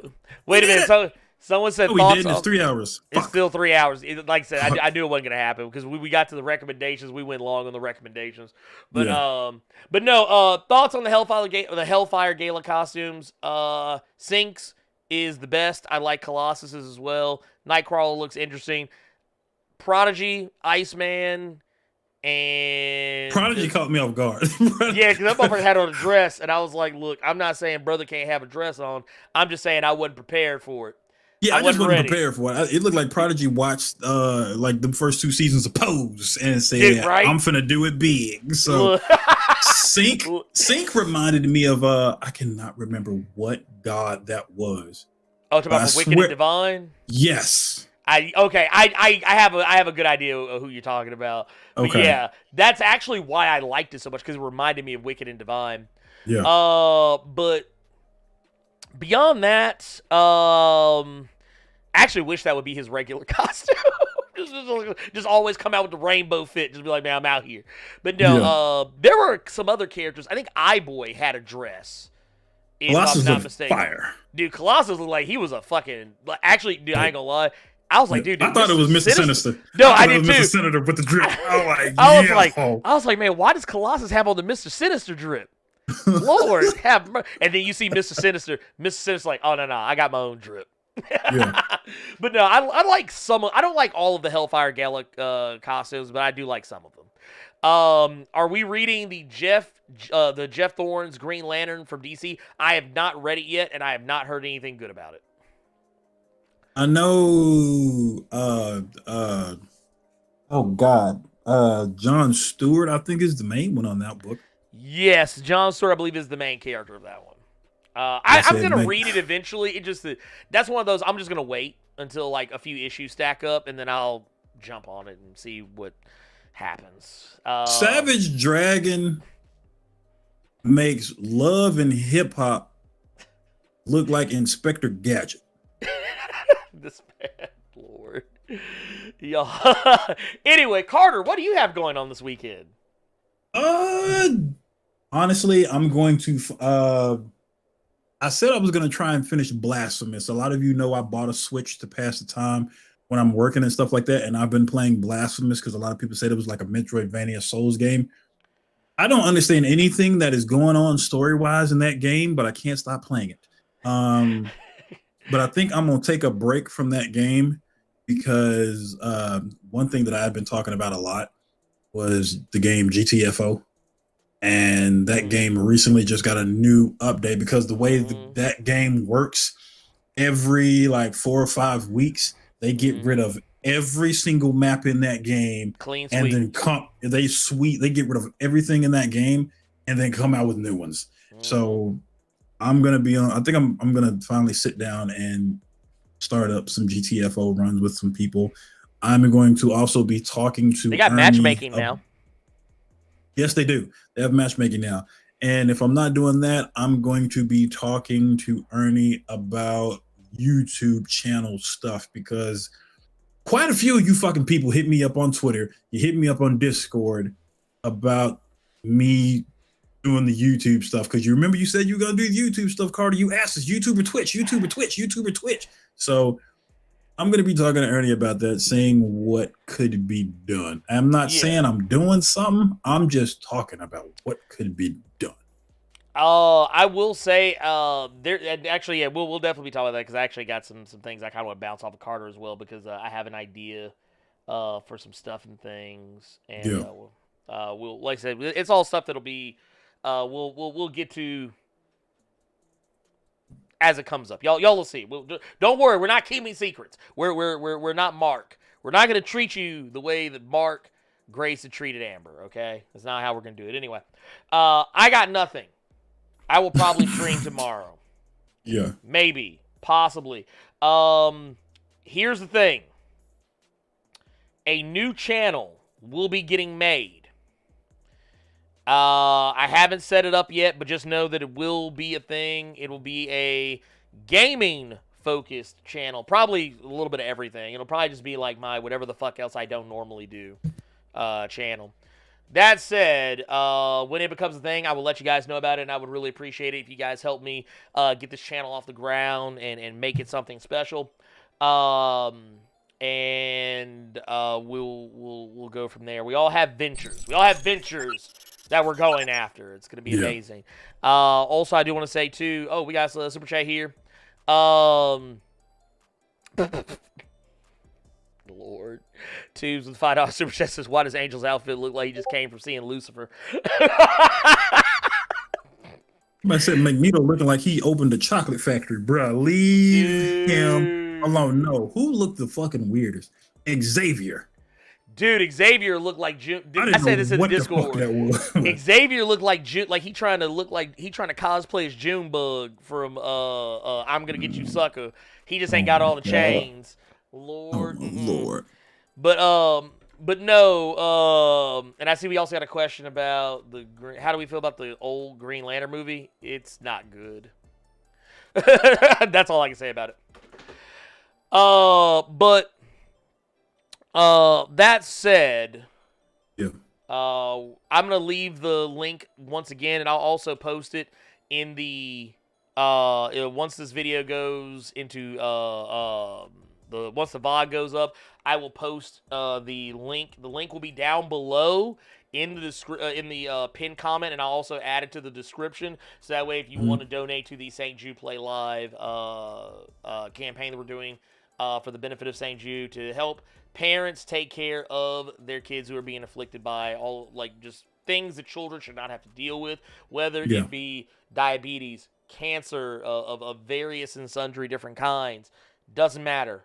St. Jude helps these children get through without putting their parents in the poorhouse. And I can't tell you how many people I know personally whose children are alive and breathing to this very day because St. Jude came in the clutch and took care of these kids. So, and without these parents having to spend one single dime.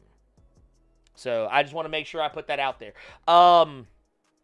If you help out with that campaign, I would appreciate it. It would mean a lot. We're going to be doing this until the end of the month. And, of course, if we hit our goal, we're going to add more milestones. There'll be more incentives and things like that. And who knows? A lot of amazing things can potentially come out of this. Just like what happened last year. There's a lot of videos that came out over the last year that were a direct result of you, the people, coming in and supporting these charity campaigns. And I wound up doing videos for stuff I never would have touched. Because y'all opened my eyes to some shit that I didn't see before. But that said, we're going to get out of here. I will see you guys later. We'll catch you next time. Hopefully next week. We won't have Invincible to talk about, but hopefully we'll have some other more amazing things to discuss. Y'all keep it plus ultra. I will see you guys next time. Savage Dragon makes X-Men Origins Wolverine look like boys in the hood.